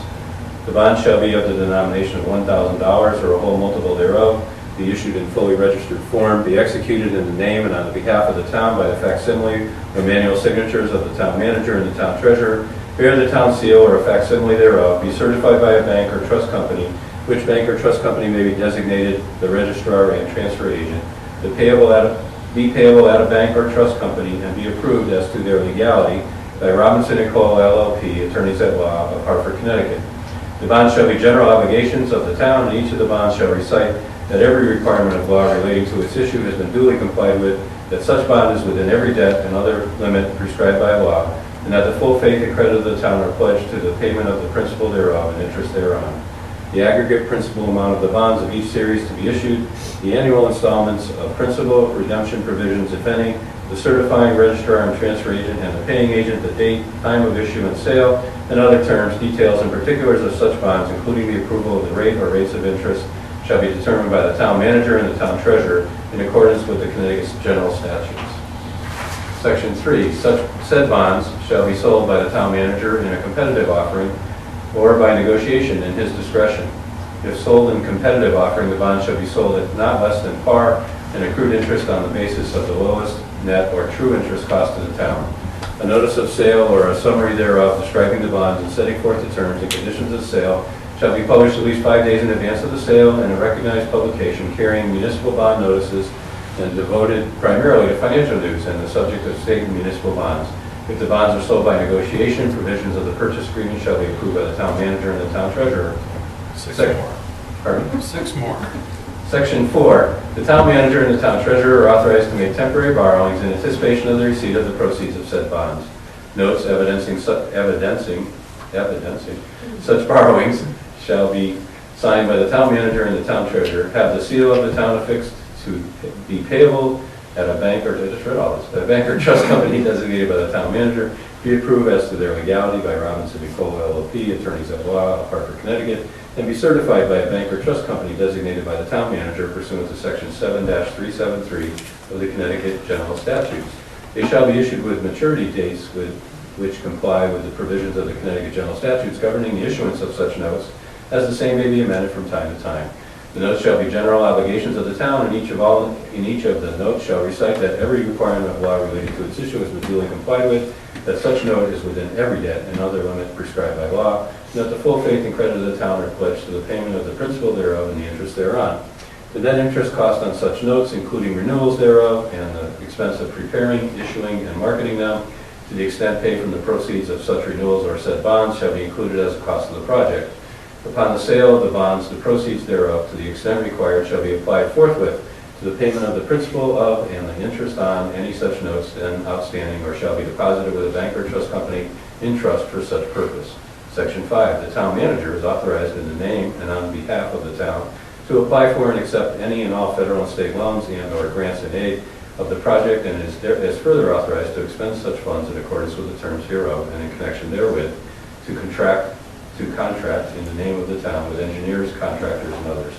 Section 6, the town hereby expresses its official intent pursuant to Section 1.150-2 of the Federal Income Tax Regulations, Title 26, the regulations, to reimburse expenditures paid 60 days prior to and any time after the date of passage of this resolution in the maximum amount and for the project with the proceeds of the bonds, notes, or other obligations, called parentheses, tax exempt obligations, close parentheses, authorized to be issued by the town.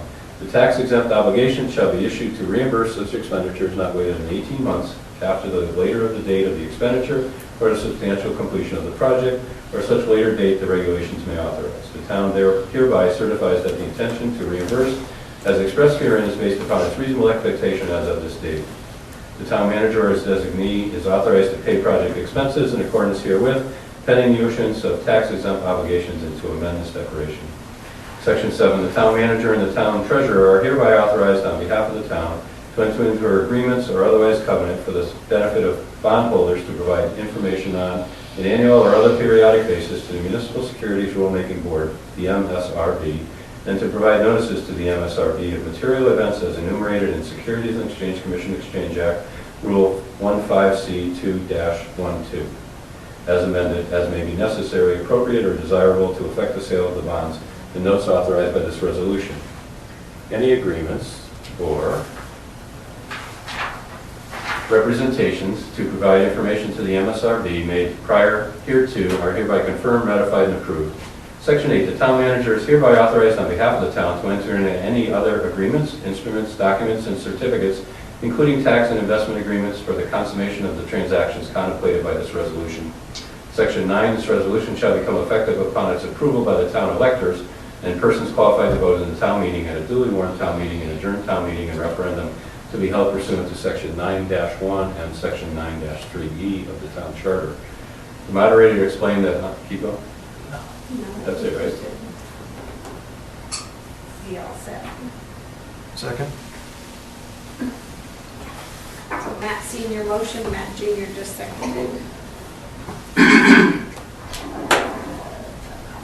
Anybody have any questions? So we're going to need to do the library and have that, and then there's Oh, the follow-up. third section, yeah, I was just. There's a follow-up. About the bond. There's a follow-up, another attachment if you click on it, that starts off with Maybe in that packet. excerpts from the minutes of town meeting. So you will actually need to, you did Was that one of your the package? resolutions, then we'll need to do a follow-up, which will be a roll call vote. So you can choose to do a roll call vote on each of the items separately, or do it all at the end. So if you want to do a roll call vote on this resolution, and then there'll be a vote to send it to the town meeting. So there's more reading to do on this one. Is that your packet? Can I see it? Because it's probably in there. Yes. That's what I'll get it to the page that it's on because. I just want to comment that Just point in the it's right direction. Hershey, not Hershey. Okay. Okay, so that should be corrected before. That's the third one. Starts right there. But we'll do that after the library. We do this, and then the library, and then that. Okay, so like the first one, So, all 7 of us voted to call to a town meeting. yeah, Yes. So, yes, and there's another script here for how you send it to the town meeting. What you did right now is you read the resolution, Right. and you're agreeing to the resolution, then you're going to send the resolution. So there's another whole section, but before we send it to there, you have to do the library. I meant to vote. I got first You and could vote second. on this, yes. You voted? Yeah. You said aye? No, not on this We have one. not. John's- We haven't voted. Just letting John finish speaking. Okay? All those in favor of the resolution for the school roof renovations and fire alarms to be called to a town meeting, please say aye. Aye. Aye. That is unanimous. Okay, the next item is our booth and gimmick library renovation resolution. Do you know or have it correctly? Yes, right there. That one I reprinted. No. Resolved, the sum of $1,700,000 is appropriated by the town of Coventry, Connecticut, the town, for the planning, design, renovation, construction, reconstruction, improvements to the Booth and Dimick Memorial Library, including without limitation for code compliance, water intrusion, roof, electrical, window replacement, and building flow, and for administrative, printing, legal, and financing costs related thereto, as more fully set forth in the capital improvement plan of the town of Coventry, fiscal year 21 through fiscal year 25. Said appropriation to be inclusive of any and all state and federal grants and aid thereof, collectively the project. Section 2, to meet said appropriation, $1,700,000 bonds of the town or so much thereof, that's the part I like, as shall be necessary for such purpose and shall be issued, maturing not later than the maximum maturity permitted by the general statutes of the state of Connecticut, revision of 1958, as amended from time to time, the Connecticut general statutes. The bonds may be issued in one or more series as determined by the town manager and the town treasurer, and the amount of bonds of each series to be issued shall be fixed by the town manager, town treasurer, and the amount necessary to meet the town's share of the cost of the project determined after considering the estimated amount of state and federal grants and aid of the project, or the actual amount thereof, if this is to be ascertainable, and the anticipated times of the receipt of the proceeds thereof, provided that the total amount of bonds to be issued shall not be less than an amount which will provide funds that sufficient with other funds available for such purpose to pay the principal and the interest on all temporary borrowings in anticipation of the receipt of the proceeds of the bonds outstanding at the time of the issuance thereof, and to pay for the administrative, printing, and legal and financing costs of issuance of such bonds. The bonds shall be in the denomination of $1,000 or a whole multiple thereof, be issued in fully registered form, be executed in the name on behalf of the town by the facsimile or manual signatures of the town manager and the town treasurer, bear the town seal or the facsimile thereof, be certified by a bank or trust company, which bank or trust company may be designated the registrar and transfer agent, be payable at a bank or trust company and be approved as to their legality by Robinson & Cole LLP, attorneys at Wild Hartford, Connecticut. The bonds shall be general obligations of the town, and each of the bonds shall recite that every requirement of law relating to its issue has been duly complied with, that such bond is within every debt and other limit prescribed by law, and that the full faith and credit of the town are pledged to the payment of the principal thereof and interest thereon. The aggregate principal amount of the bonds of each series to be issued, the annual installments of principal redemption provisions, if any, the certifying registrar and transfer agent and the paying agent, the date, time of issuance and sale, and other terms, details, and particulars of such bonds, including the approval of the rate or rates of interest, shall be determined by the town manager and the town treasurer in accordance with the Connecticut general statutes. Wow. Section 3, said bonds shall be sold by the town manager in a competitive offering or by negotiation in his discretion. If sold in a competitive offering, the bonds shall be sold at not less than par and accrued interest on the basis of the lowest net or true interest cost of the town. A notice of sale or a summary thereof describing the bonds and setting forth the terms and conditions of the sale shall be published at least 5 days in advance of the sale in a recognized publication carrying municipal bond notices and devoted primarily to financial news and the subject of state and municipal bonds. If the bonds are sold by negotiation, provisions of the purchase agreement shall be approved by the town manager and the town treasurer. Section 4. The town manager and the town treasurer are authorized to make temporary borrowings and anticipated in the receipt of the proceeds of said bonds. Notes evidencing, here we go again. Such borrowings shall be signed by the town manager and the town treasurer, have the seal of the town affixed, be payable at a trust bank or trust company designated by the town manager, be approved as to their legality by Robinson & Cole LLP, attorneys at law, Hartford, Connecticut, and be certified by a bank or trust company designated by the town manager pursuant to Section 7-373 of the Connecticut General Statutes.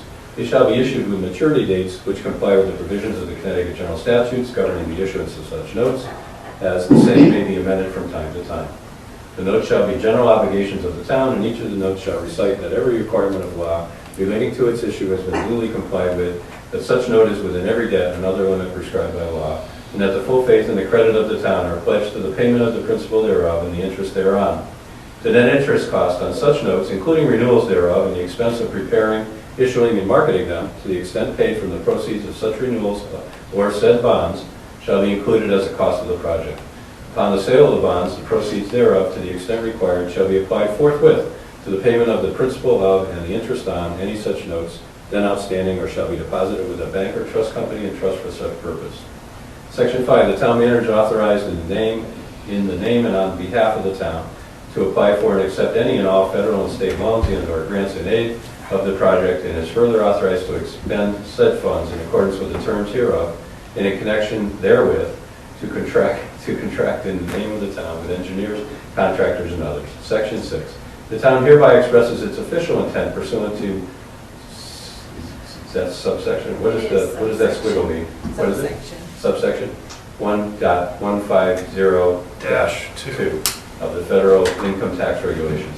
Title 26, the regulations, to reimburse expenditures paid 60 days prior to and any time after the date of passage of this resolution in the maximum amount for the project with the proceeds of bonds, notes, or other obligations, tax-exempt obligations, authorized to be issued by the town. The tax-exempt obligations shall be issued to reimburse such expenditures not later than 18 months after the later of the date of the expenditure or the substantial completion of the project, or such later date the regulations may authorize. The town hereby certifies that the intention to reimburse as expressed herein is based upon its reasonable expectations as of this date. The town manager or his designee is authorized to pay project expenses in accordance herewith, pending the issuance of tax-exempt obligations and to amend this declaration. Section 7, the town manager and the town treasurer are hereby authorized on behalf of the town to enter into agreements or otherwise covenant for the benefit of bondholders to provide information on an annual or other periodic basis to the Municipal Securities Rulemaking Board, the MSRB, and to provide notices to the MSRB of material events as enumerated in Securities and Exchange Commission Act Rule 115C2-12, as amended, as may be necessary, appropriate, or desirable to effect the sale of the bonds and the notes authorized by this resolution. Any agreements or representations to provide information to the MSRB made prior hereto are hereby confirmed, ratified, and approved. Section 8, the town manager is hereby authorized on behalf of the town to enter into any other agreements, instruments, documents, and certificates, including tax and investment agreements, for the consummation of the transactions contemplated by this resolution. Oh, good, it's almost done.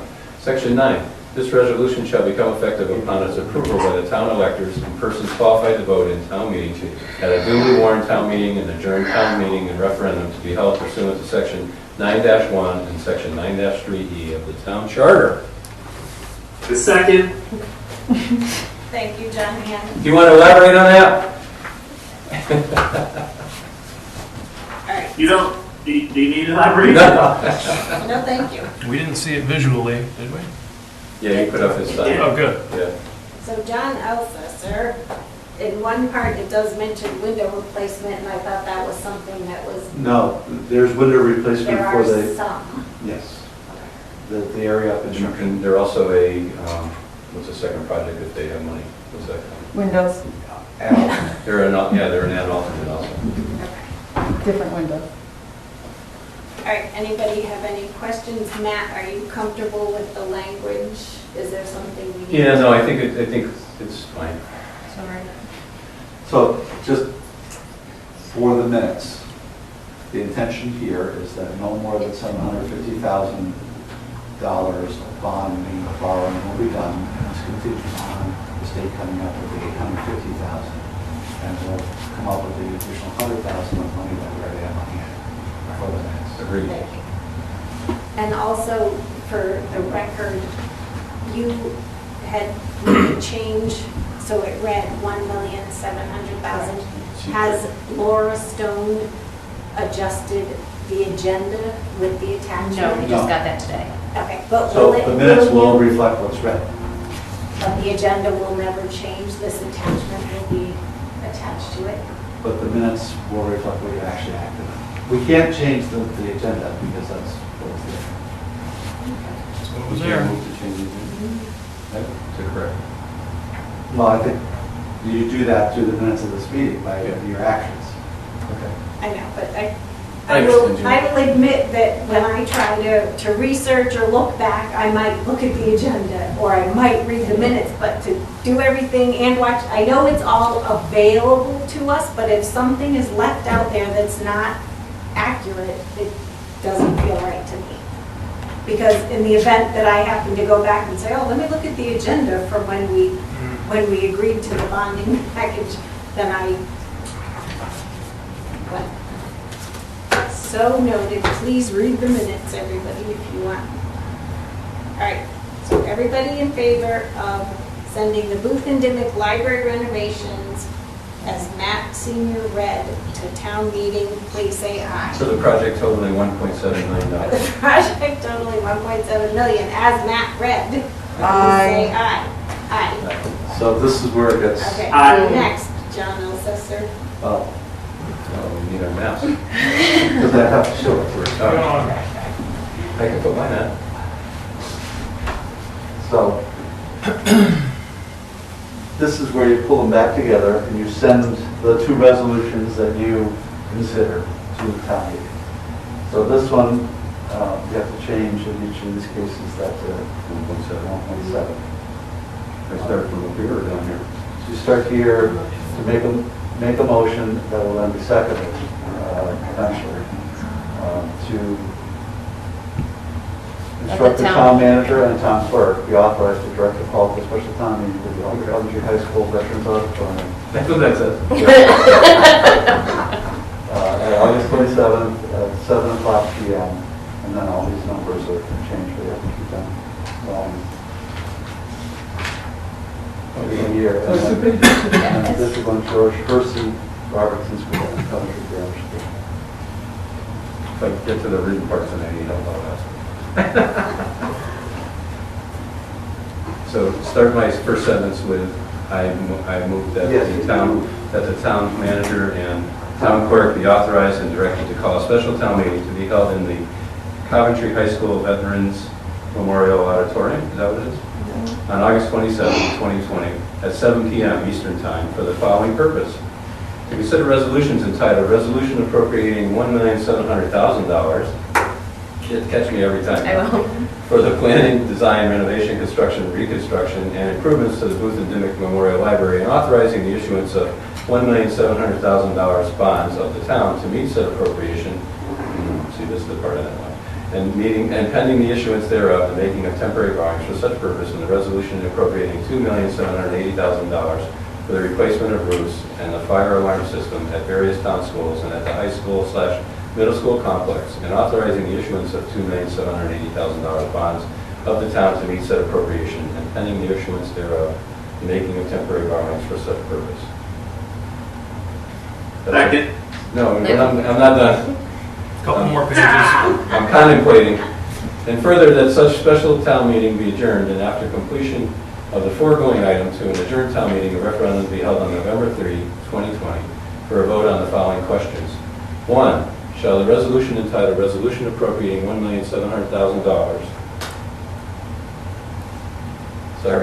for the planning, design, renovation, construction, reconstruction, and improvements to the Booth and Dimick Memorial Library, and authorizing the issuance of $1,700,000 bonds of the town to meet said appropriation, and pending the issuance thereof, the making of temporary borrowings for such purpose as introduced and read at special town meeting held August 27, 2020 be approved.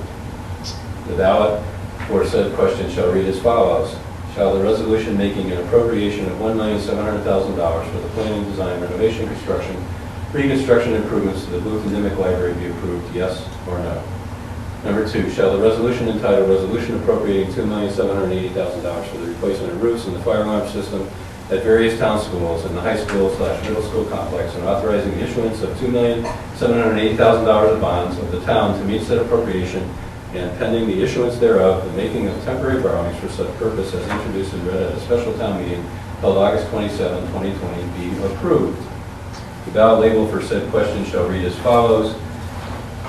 Shall the resolution making an appropriation of $2,780,000 for the replacement of roofs and fire alarms at various town schools and the high school/middle school complex be approved, yes or no? The voting will be by optical scan voting machine. Those in favor of the resolution referred to in each question shall fill in the oval under the word yes under such question. Those not in favor of the resolution referred to in each question shall fill in the oval under the word no under such question. Absentee ballots will be available at the office of the town clerk as provided by law. The polls will be open during the hours between 6 a.m. and 8 p.m. Eastern Time. Electors will vote at the polling places established for voting districts 1 and 2.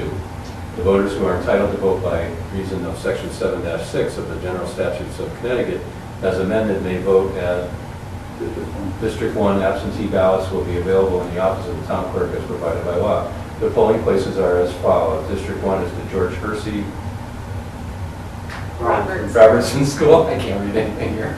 District 2 is the Coventry Grammar School. Is that it? Okay, good. Upon roll call vote, excuse me. So that's the motion. That's the Yes, motion. go ahead. Seconded? Second, Lisa Thomas. So so we are appropriating funds to that amount, but later on, the other part says we can take into consideration. The grants, yes. All right, because if somebody only reads this, I'm in trouble. Yeah. We've done this kind of thing before with grants, you know. All the school Well, I've construction never- It works out. projects are the same way. Yeah, we do it Lisa, for you're absolutely right, schools, too. but in the past, I have not had a project where if for whatever reason the grant was rescinded, that we wouldn't have gone forward with the project. That's my Maybe difference. you weren't, like, the sidewalks grant, maybe was I like wasn't here for that. We That's gave that one true. away. No, then we got it back. Remember, we got other sidewalk grants But I after wasn't we here for gave that that. one away. I did not give that one away, actually. But I wasn't here for that, so. That's true. Things blur. Okay, anybody have any questions? Did anybody second it? Somebody? Lisa, I did. Okay. Is that what you're asking, Don? Is there another one, Jen? That's it. You do need to vote. Any questions? It says by A or nay too, so we got All right. a roll call. Is Knollwood next? No, we're not the one today. Oh, this, okay. All right, so now is the roll call Yes. one, for individually. Matt Senior, Aye. Julie, I, Matt Junior, Aye. Lisa Thomas, Aye. John Hand, Aye. Lisa Conant, Aye. Richard Williams, Aye.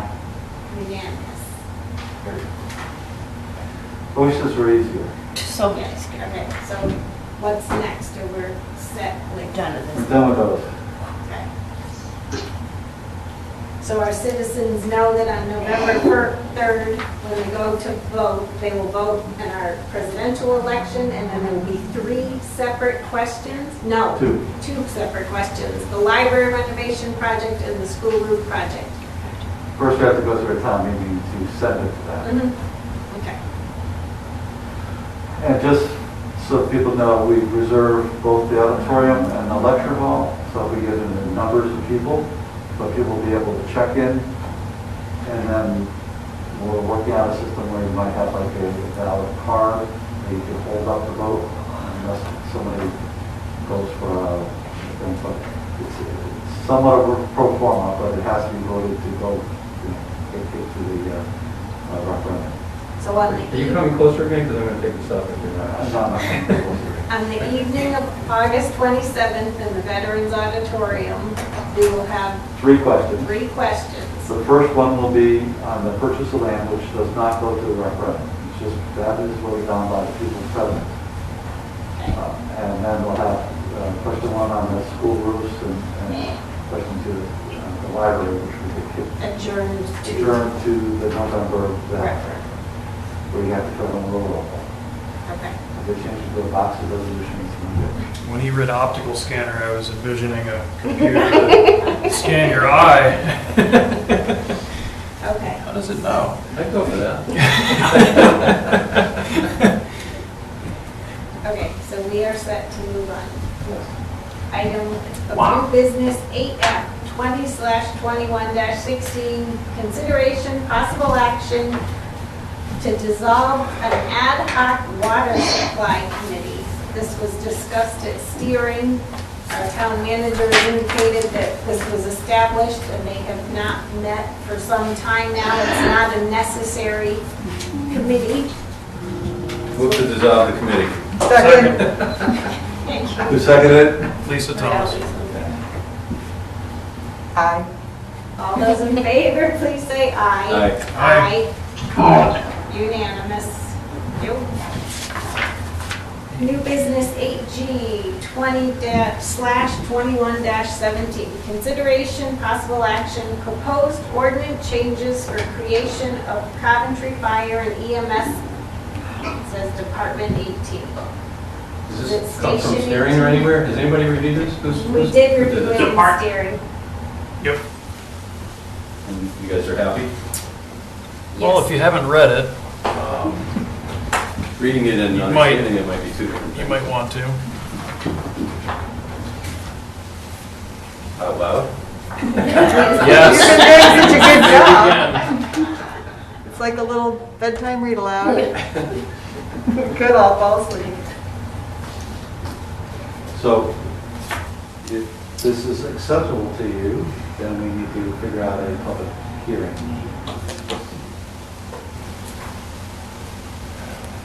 I'm sorry, didn't spend time studying it.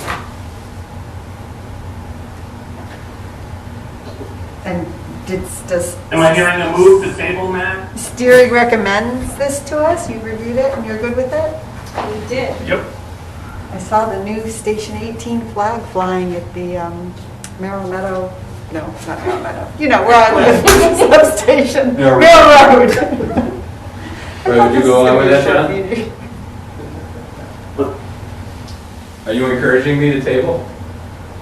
I don't think you can read it all right If now. you're not comfortable, I apologize, I haven't studied it. So if we pass this, it goes to a hearing? Yeah, the town attorney would have to write the legal notice, but you have to set a hearing, which, again, in my background memo, I kind of said we've got a whole bunch of stuff piling up, and we've got another one coming right after this. I just meant if at the hearing there was comments, can you make changes? Yes. Okay, so I can make changes at a later date, so. Okay, that's fine with me then. It's fine with them. So, There's only one vote either way. You probably aren't gonna find a whole lot of surprises. right. It's pretty boilerplate. So can I get a motion? Sounds good to me. So moved. Public hearing, the proposed ordinance changes for the creation of our Coventry Fire and EMS Department 18. so move. Second. I think Lisa already so moved it. That's okay, someone else can We have a say run it. meeting going on. All right, anybody have any questions about this? So John, after our August 27th first in-person public meeting that we're gonna, public hearing that we're gonna have, we will find a date for this one. Yeah, so I could suggested doing a whole bunch at once. I Oh, did. kind of. I talked about the possibility, because there's a fifth Monday, and you can't let a month go without a meeting on a Monday, right? So August 31st is fifth Monday. We actually have the veterans. August 31st is my birthday, and I already have another meeting, so if you could do something other than that. All right, so that's not good. So the real issue is if we have several, if you want to try to do veterans, you have this one and you have another one coming. Or whether you want to just try to do one a night. Oh, during our regular meetings, Yeah. I don't think you want to have too many. which is fine. Too many public Do hearings. 15 minutes before the meeting and get it done. Yeah. You know, the other thing I was thinking is if we are going to do a public hearing in Veterans Auditorium once school is maybe back in session, what are the ramifications of that for the, because they have to clean everything once everybody's out of the building. What Yes. happens if we bring people back in? So they know, they've given us I mean, we're already in that for August 27th. August 27th. I wonder if everybody thought about that. Well, I guess I've talked to the kids might not superintendent. be Not there. back yet, yeah. Talked to the Just- superintendent, they want their school roofs. Okay. Gonna have to let us in. We went back out of concern about, even though the auditorium's big, we may have limits to how many people could be there. So we've got a reserve area of the other conference room too, so between the two, we should be able to do it. Or we gotta go outside to the football stadium and hope, and turn the lights on, but, Right, so I would be. We're That'd be a Hail Mary. gonna try to get cleaning out of the bond issue. I just want you to know. I would, Call it an expensive marketing. be in favor of having a public hearing just prior to a council meeting All right. for Sure. something like this and or the So veterans. why don't we try the first September meeting then? And September 7th? Is that a Tuesday? Monday. Veterans Day. When is Veterans, Uh, when is Labor Day, I got you good. Labor Day Monday? Tuesday, Tuesday. September 8th is going to be our council meeting, I don't So think. September 8th. Okay, Labor Day is Monday. Yep. Yeah, so it'd have to be Tuesday the 8th. okay.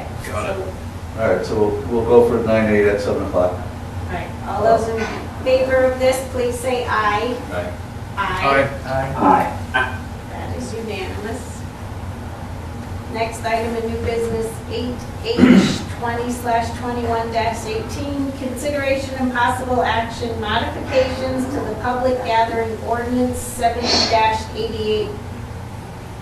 I would like to say, I move to table this, but I don't think it's ready for action. I need to do a lot more pondering and looking into this. Second. Thank you. Any discussion? Any questions at this time? All right, all those in favor? Wait. Yeah, No, just, so we're on, I'm sorry, we're on 8H, correct? right, the public gathering You're moving ordinance. to table. Yes, please. You're moving to table. I Okay. am. Fair enough. I want to vet it a lot more and do more thinking about it. All those in favor of tabling this item, please say aye. Aye. Aye. Aye. Just for the record, Yeah, those events that were mentioned in the letter would not have been applicable by this ordinance. Just, I want the public to know this ordinance governs events over 300 people. right. There's other things in his statements we can go over too later, but. Yeah, but that's a big one. Big one. Lisa Conan, did you vote on that? Okay, so unanimously, Did you hear her? I couldn't hear her. Very She quiet. said I did. But raise your hand, Lisa, so we can see you, because we can't hear you too well. Thank you. There's no hand on that one. All right, Ready guys. for a motion? An executive session. Move that the town council enter executive session pursuant to Connecticut General Statutes 1206A, discussion concerning the appointment, performance, evaluation, health, or dismissal of a public officer or employee with the following people in attendance. The four town council members here present, Amanda Backhouse and John Alcester. And are you guys staying? So Lisa Conant, John Hand, and Richard Williams by Zoom. And I have a second by John Second. Hand. All those in favor, please say aye. Aye. Aye. Aye. I move further that the town council enter into executive session pursuant to Connecticut General Statutes 1206E, discussion of any matter which would result in the disclosure of public records or the information therein contained described in subsection D of section 1 to 10, with the following people in attendance, the four council members here, Amanda Backhouse, John Alcester, and Lisa Conan, John Hand, and Richard Williams by Zoom. I have John Second. Hayes seconding that. All those in favor, please say aye. Aye. Aye. Aye. Aye. Thank you. So John